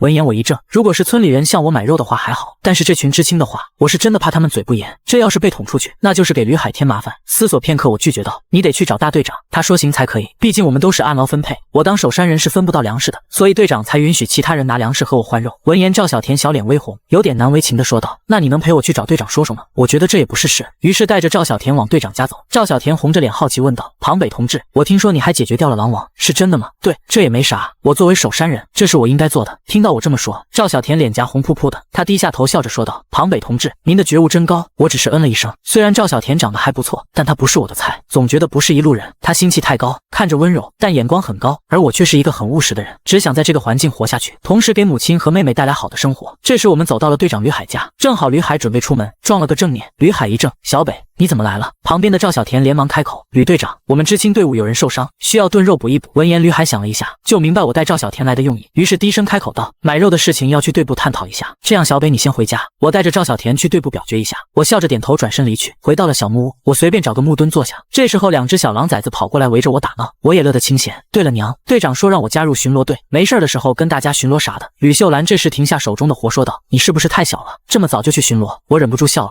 您之前不还说我该娶媳妇了吗？”一听这话，吕秀兰忍不住笑了：“人家那边说了没看上你，二嫂早上的时候跟我说了，人家嫌咱们穷。”然而我却暗自欣喜，但脸上依旧装作有些生气的样子。咱们还穷吗？村里谁家跟咱家一样顿顿吃肉，而且粮食管饱？一听我这话，吕秀兰没好气道：“你不是也不愿意吗？那不一样啊，这不是人家瞧不起我吗？”吕秀兰忍不住笑了：“行了，人家看不上你就看不上呗，有啥的？”我装作很无奈的叹气，没有继续这个话题。对了娘，我一会儿进山溜达一下，要是有知青过来买肉，你就卖他们点，记得问队长同意了吗？闻言吕秀兰很疑惑：“干嘛要买？直接送他们点不就完了？”我笑了：“队长怕他们吃了肉之后还倒打一耙，那咱们不就成了冤种？”吕秀兰思索了一下，也觉得有道理。交代好了，我便笑呵呵的进屋拿粮食包，接着看向院子里的小狐狸：“你要不要跟我出去溜达一下？”这时小狐狸抬起头，像是听懂了一样，默默地跟着我走出去。我这次的目的是把之前打恶土获得的38大盖弄回来。我和狐狸沿着小路一直走，从早上走到快下午，我终于到了老林地这边。看到地上没有新的脚印痕迹，我松了口气。我开始在标记的地点挖了起来，很快就找到了被我藏起来的38大盖。接着我准备找那3具恶徒的尸体，到地点后，结果发现尸体已经不完整了，很明显是被野兽给吃了。我从其中一个尸体上搜到一个军用远镜，看上面的字都是日文，哟呵，还是鬼子的望远镜。我忍不住笑了，我将望远镜挂在脖子上，接着又发现了子弹包，还有鬼子的腰包。我取下来之后，一股脑的往自己身上带，也忍不住叹息一声，这几个老小子是真富的流油。我舔完包把尸体一起处理了，接着就直接离开了。不过这次没有上次那么惊险，看来那只东北虎被我屁股开了个洞，也是有些难受，不知道躲哪里去养伤了。我拿到枪之后，笑着唱歌一路往家走，结果走到半路，突然发现了一头鹿正在觅食，我立即乐开了花。这头雄鹿够大的，我左右观察了一下，确定没有人之后，接着就把38大盖摘下来试试。这种步枪可以在400米内精准射击，尤其是我这种顶流狙击手，对我来说小菜一碟。拉栓上弹，移动到距离雄鹿只有300米的距离上，我停下，这个距离我是有绝对把握的。我抬起枪瞄准了雄鹿的头，这时雄鹿好像是发现了什么，它警惕了起来，而我已经屏住呼吸，扣动扳机，砰砰，只见雄鹿跑了几步，接着就应声倒地。这枪还行，挺准的，威力也可以，一发子弹就直接让雄鹿归西。我走过去看着地上的鹿，微微一笑，心想有了这把枪，等开春之后进山，那真的是见啥打啥。就在我准备往回走的时候，突然身后传来了窸窸窣窣的声音，我立即警觉起来，手下意识地摸到了腰间的快慢机。片刻，草丛2只狼窜了出来，我忍不住笑了，好家伙，我灭杀了他们的狼王，到现在他们还这么记仇，可惜我已经不是那天的我了。我都没给2只野狼反应的时间，砰砰2枪，这2只野狼就跟他们的狼王去作伴了。我看着地上的猎物，忍不住冷笑一声，下辈子长点记性，离拿枪的人远点。我收拾好猎物，哼着小曲把猎物往家里拖。回到小院门外的时候，天已经漆黑，院门口有一点灯光。走近之后，母亲提着油灯在等我，我心头一暖，带着妲己一起走向吕秀兰。看到儿子回来，吕秀兰忍不住责怪，怎么这么晚才回来？我嘿嘿一笑，提了提手中的猎物。吕秀兰忍不住惊讶，咋还有狼？我解释道，这不是他们俩自己送上门了。闻言，吕秀兰忍不住笑了，也没有再责怪，娘给你做好吃的了，你先进屋歇会，我给你拿。吕秀兰笑着帮我把猎物拖进院子里，顺手就放入了地窖。我则一面吃一面问，对了娘，知青来买肉了吗？买了，给了1块钱，是队长给的，肉也是队长拿走的。我点点头，这样的话知青们也不好说什么。吕秀兰也是叹息道，他们也挺可怜的，离开家这么远到这荒僻的地方来。闻言我也没有多说什么，知青下乡这是规定的政策，娘，等开春我们给家里盘个火炕，再盖房子，这样咱家也能改善改善。闻言，吕秀兰忍不住笑了，还改善啥呀？咱们的日子还不好啊！我正和母亲笑着谈论时，旁边的小狐狸突然抬起头，看向门外，我也随之停了下来，脸上的神情一下子变得冷凝起来。吕秀兰一怔，也顺着往门外看去，疑惑地问道：“咋了？”我没有接话，而是立即抓起桌上的枪，招贼来了！一听这话，吕秀兰吓了一跳，我立即示意母亲不要叫出声，直接走向门口。在开门的瞬间，小狐狸嗖的一下冲出去，黑夜里狐狸的眼睛散发着绿光，看着非常的瘆人。而我的身子靠在门的内侧，看到了在地窖附近蹲着2个人，正在偷录。见状，我举起枪冲出，立即大喊道：“偷东西可不是什么好习惯！”2人被我的声音吓得浑身一僵，等他们回过头的时候，正好看到黑洞洞的枪口对准了他们，顿时2个人被吓坏了。而这个时候，其中1人突然发出一道惨叫声，原来是小狐狸趁着空档偷袭成功，死死咬住1人的手腕。我冲着他们大喊道：“趴在地上，让我看到你们的双手！” 2个人吓得不敢动弹，我直接走过去把人五花大绑起来。看到我把人捆上了，母亲吕秀兰才敢提着油灯走到近前。等看清2人的长相后，我和吕秀兰都是一愣。同村的全麻子，另一个算是自己的老舅爷，稍微沾点亲，不过我也不会就这样饶了他们。既然犯了事，那就要接受处罚，我直接就要把他们送大队长那边去。见状，吕秀兰连忙拉着我：“算了吧，毕竟还是亲戚，这事儿说出去丢人啊。”可我不想就这么算了，如果都这样的话，那以后咱家就没有安宁了。我现在在家，以后不在家咋办？闻言，吕秀兰叹息一声：“行吧，听你的。”于是我押着2个人去找吕海。吕海看着蹲在地上的2个人，他气得脸色涨红：“你们2个还要点脸吗？怎么能偷自己家亲戚的东西？还有王法没有？”2个人都不敢说话。吕海气急上去就是一脚：“说话！要是不说话，我就给你们送派出所去。”一听要送到派出所，2个人都慌了：“队长，别啊，我们就是想吃点肉。”闻言，吕海指着2人大骂：“别人要都跟你们想的一样，那人家还过日子不？你们这行为是犯罪，懂吗？明天要开会对你们进行批判，责罚肯定跑不了。如果有下次，你们就等着蹲局子吧。”听到吕海不送他们去派出所，2人立即保证到再也不敢了。接着吕海又看向我：“小北，你觉得这样处理如何？你是当事方，我也懒得跟这2人废话，直言如果再犯，直接枪眼伺候。”吕海在一旁补充道：“这以后啊，谁要是敢偷，打死不论。”听到吕海这话，2个人吓得脸色苍白。吕海冷笑：“现在知道怕了。小北是咱们村的守山人，人家能吃肉是自己努力的结果。我告诉你们俩，以后再敢去山上偷东西，我不会放过你们。”有了吕海的话，我也就放心了。我想通过这件事给其他人一个警醒，别觉得我好说话，都想着上山偷肉吃。我把人交给吕海，自己直接回了家。第2天中午，村子里真的开了大会，吕海严肃地给大家提了个醒：如果村子要是没有我，实际上是要被猛兽包围，时不时就会出现咬死人的情况，并且吕海还立下规矩，以后谁要是敢动我，他就让谁从村子里待不下去。这么严厉的警告效果立竿见影，本来还有些心怀不轨的人立即断了念头。他们也没蠢到因为一时嘴馋直接断送了自己以后的生活。村里大会我没有参加，因为我还在山里面打猎。此刻我正吃惊地看着雪地中的一具尸体，居然是一个孩子的。我上前检查了一下，发现这尸体上有被打伤的痕迹。我忍不住皱起眉头，是谁这么心狠手辣，竟然对一个孩子下此狠手？我开始在周围寻找其他的线索，发现不少人为掩盖的痕迹，看样子是去了山下。我心中一惊，心想赶紧把这事告诉队长吕海。于是我快速折返回村。吕海听完我说的也是愣了下：“是个女孩的尸体吧？”我点头：“那就应该是养不起，故意丢在山上的被冻死的。因为这时候普遍重男轻女，家里粮食不够吃了，就难免会出现这样的事情。而我觉得事情不会那么简单，因为这女孩生前明显被虐待过。”我把这一细节告诉吕海。闻言他吃惊地看着我，我又接着说道：“我检查过，现场挺惨的，对方应该是个变态。”听到这儿，吕海大概了解是怎么回事，就算是养不起，难道丢山上冻死就对了？他也觉得我说的在理。如果这事情大家都不管的话，那王法要来有啥用？还拿什么保护我们自己？吕海思索了一下，决定先打电话报警，联系农场那边来人，同时让人先把尸体抬回来，别让野兽吃了。副队长带着几个民兵跟着，让我带路去找尸体，而吕海则是去打电话向上级报告。接到电话，农场那边立即有了反应。快天黑的时候，生产队里面来了好几辆车，农场的人和警察一起都到了。我把自己知道的情况详细的和警察说了一遍。派出所的赵长河听后都懵了，他觉得我够专业的，很好奇我是干啥的。这时吕海在一旁笑道：“守山人，庞北。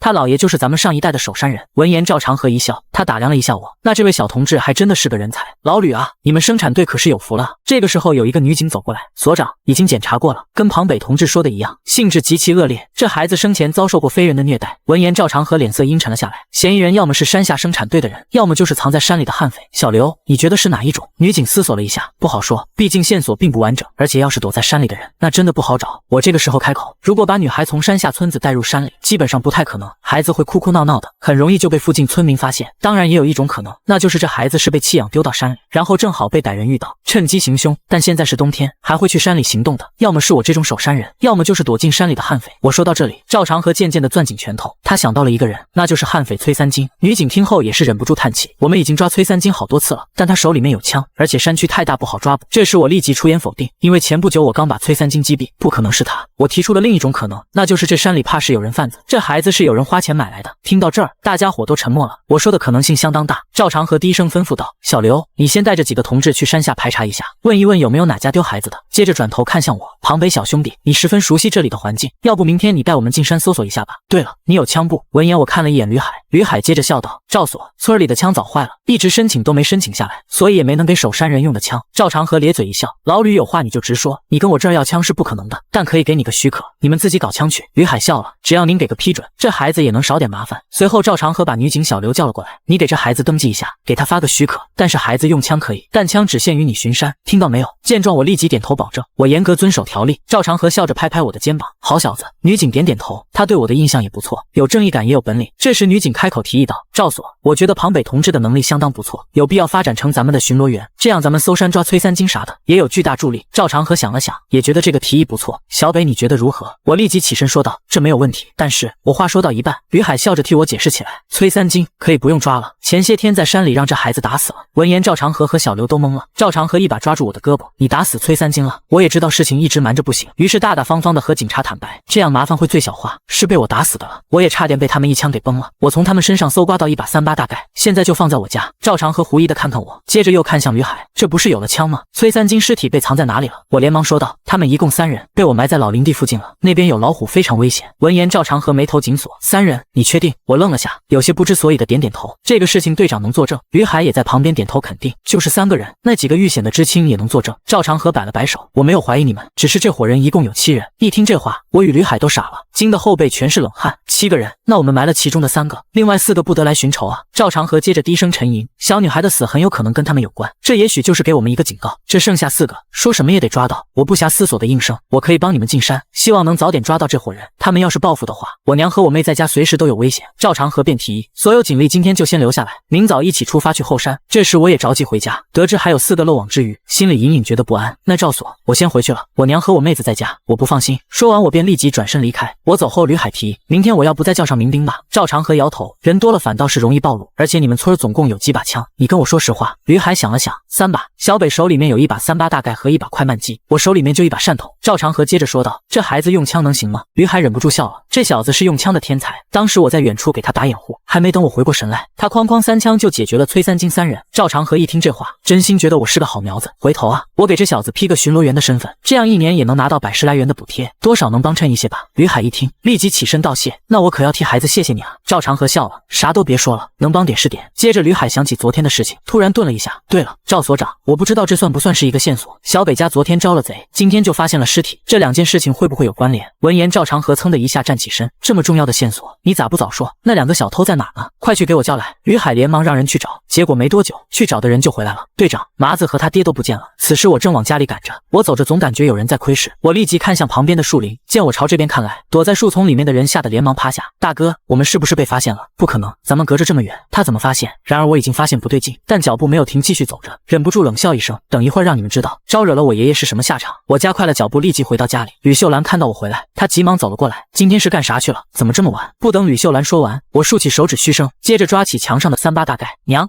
你快带着小倩进地下室。”吕秀兰一时怔住了，事发突然，不过她也没多问，直接转身去抱庞熙，跟着钻入地下室。我看向小狐狸：“你也去，记得照顾我娘他们。”小狐狸呜咽一声，带着小狼崽子一起钻了进去。我关上地窖的门，找东西遮掩了起来。这时我目光变得冰冷无比，背起38大盖：“既然你们自己愿意送死，那就别怪爷爷我不讲情面了。”紧接着我融于夜色之中，那帮人看到我回家，他们立即围了过来，一个个小心翼翼地靠近，试图探查房间里的情况。然而院子里一片漆黑，只有窗前有微弱的亮光。男人从篱笆的缝隙看向院子里，眼神之中露出凶狠之色：“三儿的仇不能不报，动手！”随着男人挥手下令，一名手下翻身跳进了院子。可刚进入院子，砰一声弹壳落地的声响，这名手下直接倒地不起。男人见状一惊：“怎么回事？这么黑，他怎么看到人的？”他咬牙切齿，左右观望，硬是没发现在哪开的枪。这时一名手下提议：“二爷，要不点了这破木屋？”男人听到手下的建议，毫不犹豫地下命令。可就在手下刚拿出火折子准备引火的时候，枪再次响了，砰！准备点火的人应声倒地，被一枪爆头。此时男人慌了，这特么在哪儿打的？不是在院子里吗？男人眉头一拧，也顾不上那么多，快点火！有人赶忙去捡火折子。当那人拿起火折子的瞬间，砰！依旧只用了一枪，这子弹就好像凭空出现然后消失。男人这下真慌了，这特么是遇见了个什么妖魔鬼怪？难道是国外说的那种狙击手？男人也听老人讲过，这些人个个都是神枪手，而且善于隐藏自己，能做到神不知鬼不觉地击毙敌人。此时男人止不住的发抖，因为他听出来枪是从背后打来的，从猎人一下子转变成猎物，这太不可思议了。然而眼下下也由不得他犹豫，立即朝手下大喊道：“快进院子，他就在我们背后！”这一刻，男人全明白了，第一枪是因为手下的人走到了窗前，被窗内微弱的光照亮了身影，让对方找到了机会。紧接着就是手下捡火折子，暴露了自己的位置。对方应该是通过火折子举起的高度来猜测敌人头的位置，这实在是太可怕了。等自己的人翻身进院子之后，果不其然，那名狙击手没有再次扣动扳机，那小子果然在外面。二爷靠在栅栏上冷冷一笑，但他没注意到的是，冬天自己的哈气飘出，在微弱的灯光映射下，出现了微不可察的踪迹。然而这一点点的纰漏被我捕捉到，砰砰，枪声仿佛收割生命的镰刀，子弹直接洞穿了栅栏，也跟着洞穿了二爷的头。二爷瞪大眼睛，脸上满是惊恐和不解，一个小子竟然有如此精湛的技术，到死他都想不明白。此时不远处的林子里，我举着望远镜看着远处倒下的黑影，眼里透露出一丝不屑。而院子里剩下几个人早已经吓得魂飞魄散，他们就是10块钱雇来的，为了10块钱命不要了，开什么玩笑？更何况他们手里没有枪。剩下的人吓得起身就跑，然而就在他们跑的时候，枪声又连续响起，砰砰，刚跑出去栅栏的人栽倒在地上，有人见势不对，立即又躲了回去，但也无一幸免，统统被子弹亲密接触。砰，随着枪声，最后一个人倒下，我这才从树上露出了身形，提着3-8大袋走入院子里，冷眼看着地上的这些尸体，最终脚步停在那个叫做二爷的身旁，他手里拿着一把王八盒子，身上还挂着一颗香瓜手雷。我怔住了，他怎么把这玩意弄到手的？我将这枚香瓜手雷收了起来，又从他的口袋里掏出一沓大团结，粗略算起来大概有100元左右。我嘴角上扬，好小子，就当孝敬你爷爷了。说着我将钱收了起来，而就在这个时候，外面传来脚步声，小北，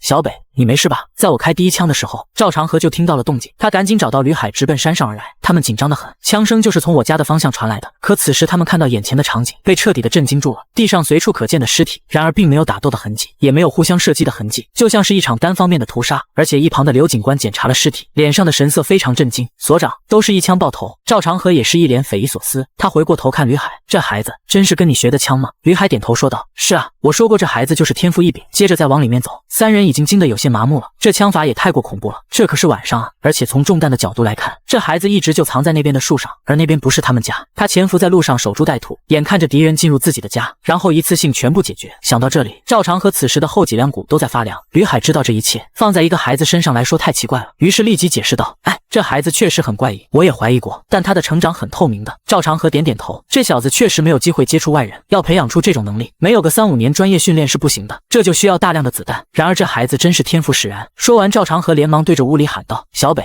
你没事吧？话音刚落，我就从屋里走出，身穿着皮大衣，还额外披着一层熊皮。吕海紧张地冲上前询问，小北，你怎么样了？刚才是你放的枪？我点头应道，是我没有打算隐瞒这件事，不然事情会变得更麻烦。他们问起详细的经过，我只要按照打猎的思路来解释就可以。队长，他们要袭击俺娘和俺妹子，刚才还要点火烧俺家，俺能放过他？赵长河忍不住笑了，那你就把他们当畜生打了。我很严肃地看着赵长河，俺娘和俺妹子在家，不杀能怎么办啊？所长，你说这群畜生该不该杀？赵长河点点头，该杀，不过你小子可是真野啊，把这么一群人当打猎一样给打了。这时我深吸了口气，态度很坚定，所长，反正人我杀了，要杀要剐，你们看着办吧。我就是故意这么说的，本以为会被所长抓起来，谁料赵长河顿时哈哈大笑，直言我立了一件大功，还提议要对我进行表彰，但为了保护我，只能在内部表彰。大队长吕海却担心我的事情传出去，以后在村子里很难讨到老婆。我倒是不在意这些，前世自己身为狙击手就没找媳妇，女人只会影响我拔枪的速度。这个时候赵长河好像想到什么，眼前一亮的看向旁边刘佳琪，刘儿，你是不是还没对象呢？刘佳琪被问的有点不明所以啊，对啊。闻言赵长河嘿嘿一笑，小北，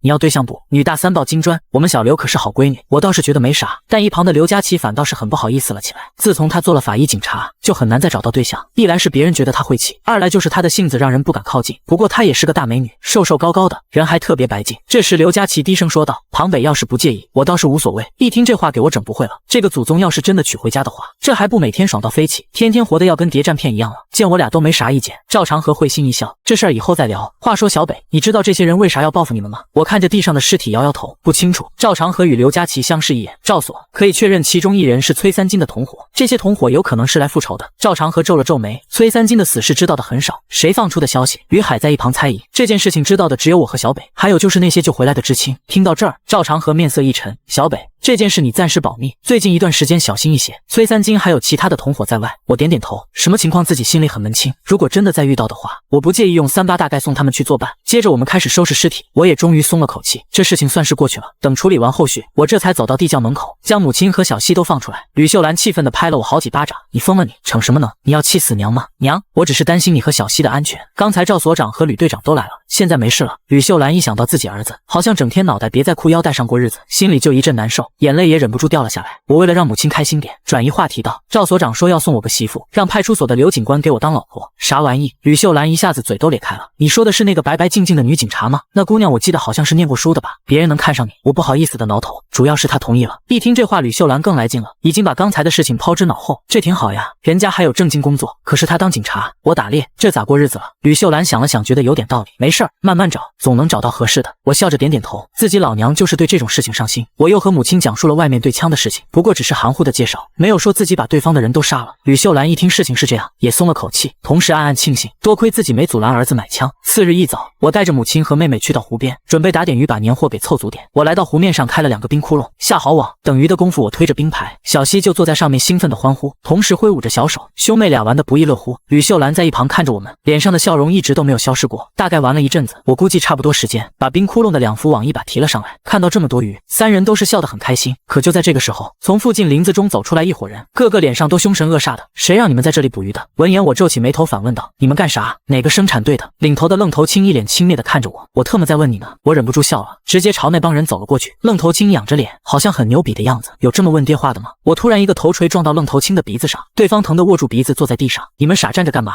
给我打这小子！听见愣头青的话，其余人立即抄家伙朝我奔来。砰！突然枪响，所有人都蒙在了原地。只见我高举快慢机指向天空，像看猎物般的目光扫过众人。吕秀兰见状连忙上前拉我：小北，这你咋能用枪呢？我平静地解释道：娘，他们越过封锁线直接进山来，谁知道他们几个跟那些杀人犯是不是一伙的？被打的愣头青傻了眼，俺们是来弄鱼的，你埋汰谁呢？我笑了笑指着对方，弄鱼？是谁允许你们的？这鱼是谁的清楚吗？愣头青不服气地反驳道：反正不是你的，是公家的。我笑了，我是守山人，吃鱼是国家允许的，你们呢？这叫盗窃国家公共财产。接着我冷着脸拿枪口对准了他们，东西丢掉，趴在地上让我看到你们的双手。这几个年轻人相互看了看，只能听话的把手中的家伙丢掉，然后趴在地上。那愣头青还不服气，还在叫嚣着：小子，今天你有枪你牛逼，你给我等着。闻言我冷冷一笑，把其余几个青年人全部放走，只留愣头青趴在冰上。接着我把枪丢在地上，活动了一下手腕，来，你起来，我现在不拿枪和你打。愣头青缓缓起身，人高马大的他一脸傲气的看着我，他从头到尾就一个目的，自己打鱼多费劲，抢别人的多容易，但是他没料到居然踢到铁板了。谁能想到这么一个小孩竟然是守山人？我则是笑着对他勾了勾手指，愣头青一拳就朝着我打过来。他对自己的拳头很有自信，可他拳头还没挥动，就被我一个扫腿直接撂地上了。我也没有惯着，一脚踩在他头上，只听一声脆响，愣头青的门牙直接崩断。没等他反应过来，我又骑在了对方身上，接着就是一顿耳光，愣头青直接被打得眼冒金星。吕秀兰上前阻拦都不带听的，随后又是一耳光。愣头青也是个硬骨头，嘴里还在骂骂咧咧着，有本事你就打死我，不然我就……还没等对方把话说完，我从腰间掏出一把匕首，直接塞进他的嘴里，骂：你再骂，把你烂舌头割下来喂鱼。这时林地里传来阵阵脚步声，小北，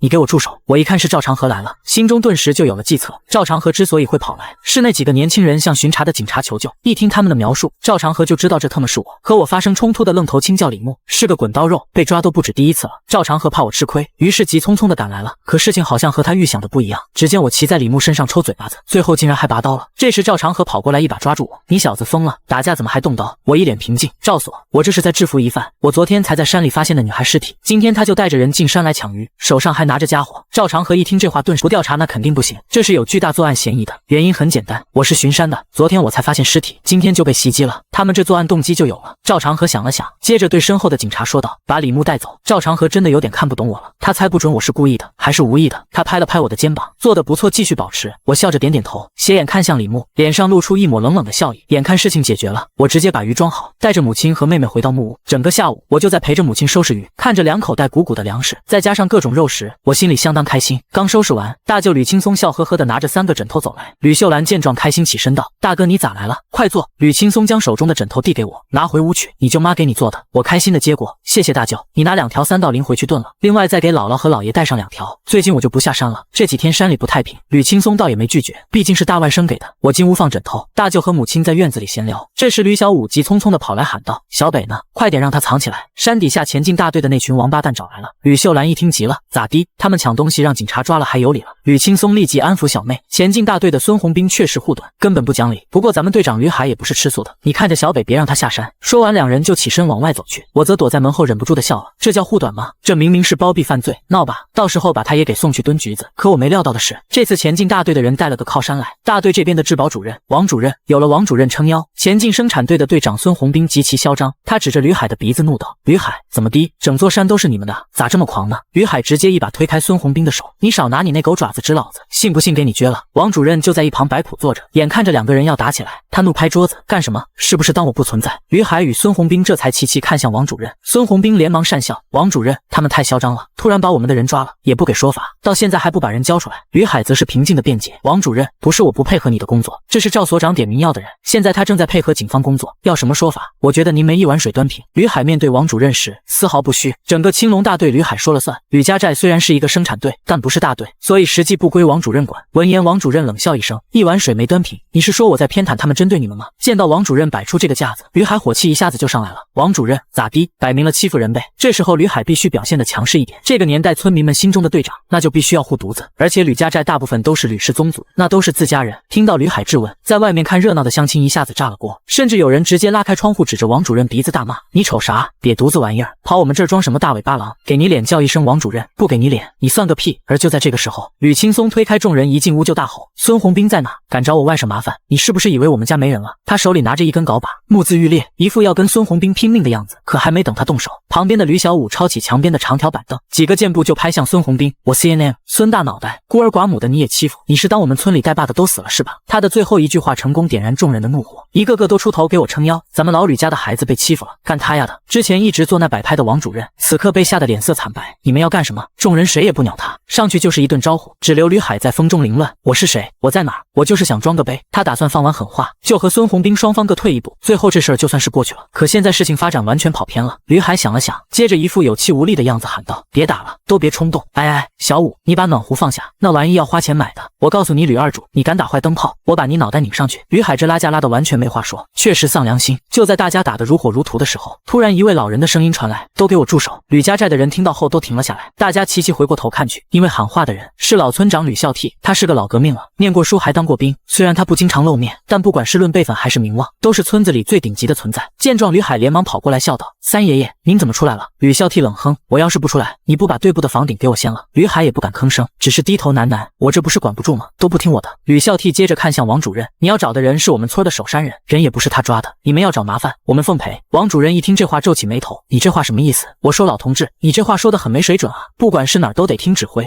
你要是想管着山里，那就自己去山里走一圈，你要是能活着出来，都听你的。一听这话，王主任气急败坏，他指着吕孝悌道：我告诉你，你这是在藐视我，你们这是要干什么？就在王主任发飙的时候，一道少年的声音突兀出现，想被人尊重就做点人事，你这么着急给几个犯罪嫌疑人找场子，难道你们是同伙？所有人闻声看去，结果发现是我，而且好像是吃乖有一阵子了。王主任皱起眉头，你又是谁？我忍不住笑了，你找我还不知道我是谁？王主任一怔，他怎么都没想到李牧那么大的个子和几个青壮，结果被一个小孩给打了。他冷着脸看向我，是不是犯罪嫌疑人？不是你一张嘴说了算。我却是低头冷笑，来之前我早把对策想好了。王主任还没回答我的问题呢，你是不是要给李牧开脱？王主任此时气急了，被一个老人嘲讽也就算了，现在就连小孩也不把他放在眼里。他冷着脸呵斥，我可是干部，你不要在这里泼脏水，是吗？那你上山来干嘛的？王主任被问得怔住，我接着笑呵呵地说道，你好好品品，我这可是在救你。李牧什么时候进山不好，偏偏出事了他就进山，好人谁会在知道死了人的情况下还要进山啊？顷刻间，王主任的冷汗直冒，反应过来的他被吓得脸色有些惨白，我就是找你了解一下情况，想看看李牧到底是咋回事，谁知道你们还误会了。听得出王主任声音都有些颤抖，所有人都露出不屑的神情，只有我冷笑一声，王主任，大家伙都在这听着呢，不是用您一张嘴说啥就是啥的。王主任现在肠子都悔青了，对方明明小小年纪，可自己甚至连反抗的机会都没有，误会就是误会。孙宏斌算是看出来了，王主任不是我的对手，他表现出认怂的态度。吕海这时立即清了清嗓子说道，我告诉你孙宏斌，你以后少来我们队瞎咋呼，下次还这样我给你塞粪坑里。我听出来吕海不想把事情闹大，于是也打算做个顺水人情。孙队长，以后别总让人当枪使，让人卖了你还帮人数钱呢。孙宏斌立即脸上挂着笑容，你这孩子，我就是心善容易上头，没事儿，以后来叔这边玩哈。孙宏斌退一步，王主任就有台阶了，三方都不得罪。虽然说他丢了面子，但要这玩意有啥用？本来吕海以为我的出现会让事情变得难搞，但没想到我竟然让这件事平息了，这让他对我的认识有了进一步的改观。他暗暗做决定，一一定要把这小子好好培养，将来争取让我来当队长，让吕家寨过上更好的日子。不一会，孙宏斌拉着王主任离开。王主任虽然心里不满，但也只能认。他甚至都不敢给我穿小鞋，因为我这个职务，说好听的叫守山人，说不好听的那就是个亡命徒。别看能打猎吃肉，实际上每天就是在玩命。大家散了之后，我正准备想走，突然发现了桌上的手电筒，我不禁感叹，好有年代感啊！这让我想起了前世当兵时候的点点滴滴。吕海见我一直盯着手电筒发呆，笑道：“你小子看上了吗？这可是公家的财产，不过你倒是也需要这玩意。”说着就直接当着副队长和会计的面递给我。我一脸开心的接过，摆弄了2下，谢谢队长，我家这算不算是有家用电器了？吕海给了我一个大比斗，你个小犊子，没点正经，滚滚滚！我笑了笑，眼睛一转，队长，要不我晚上弄点野货回来，咱们在队部喝点儿。闻言，吕海一怔，小北啊，你说真的呢？那我回家拿酒去了。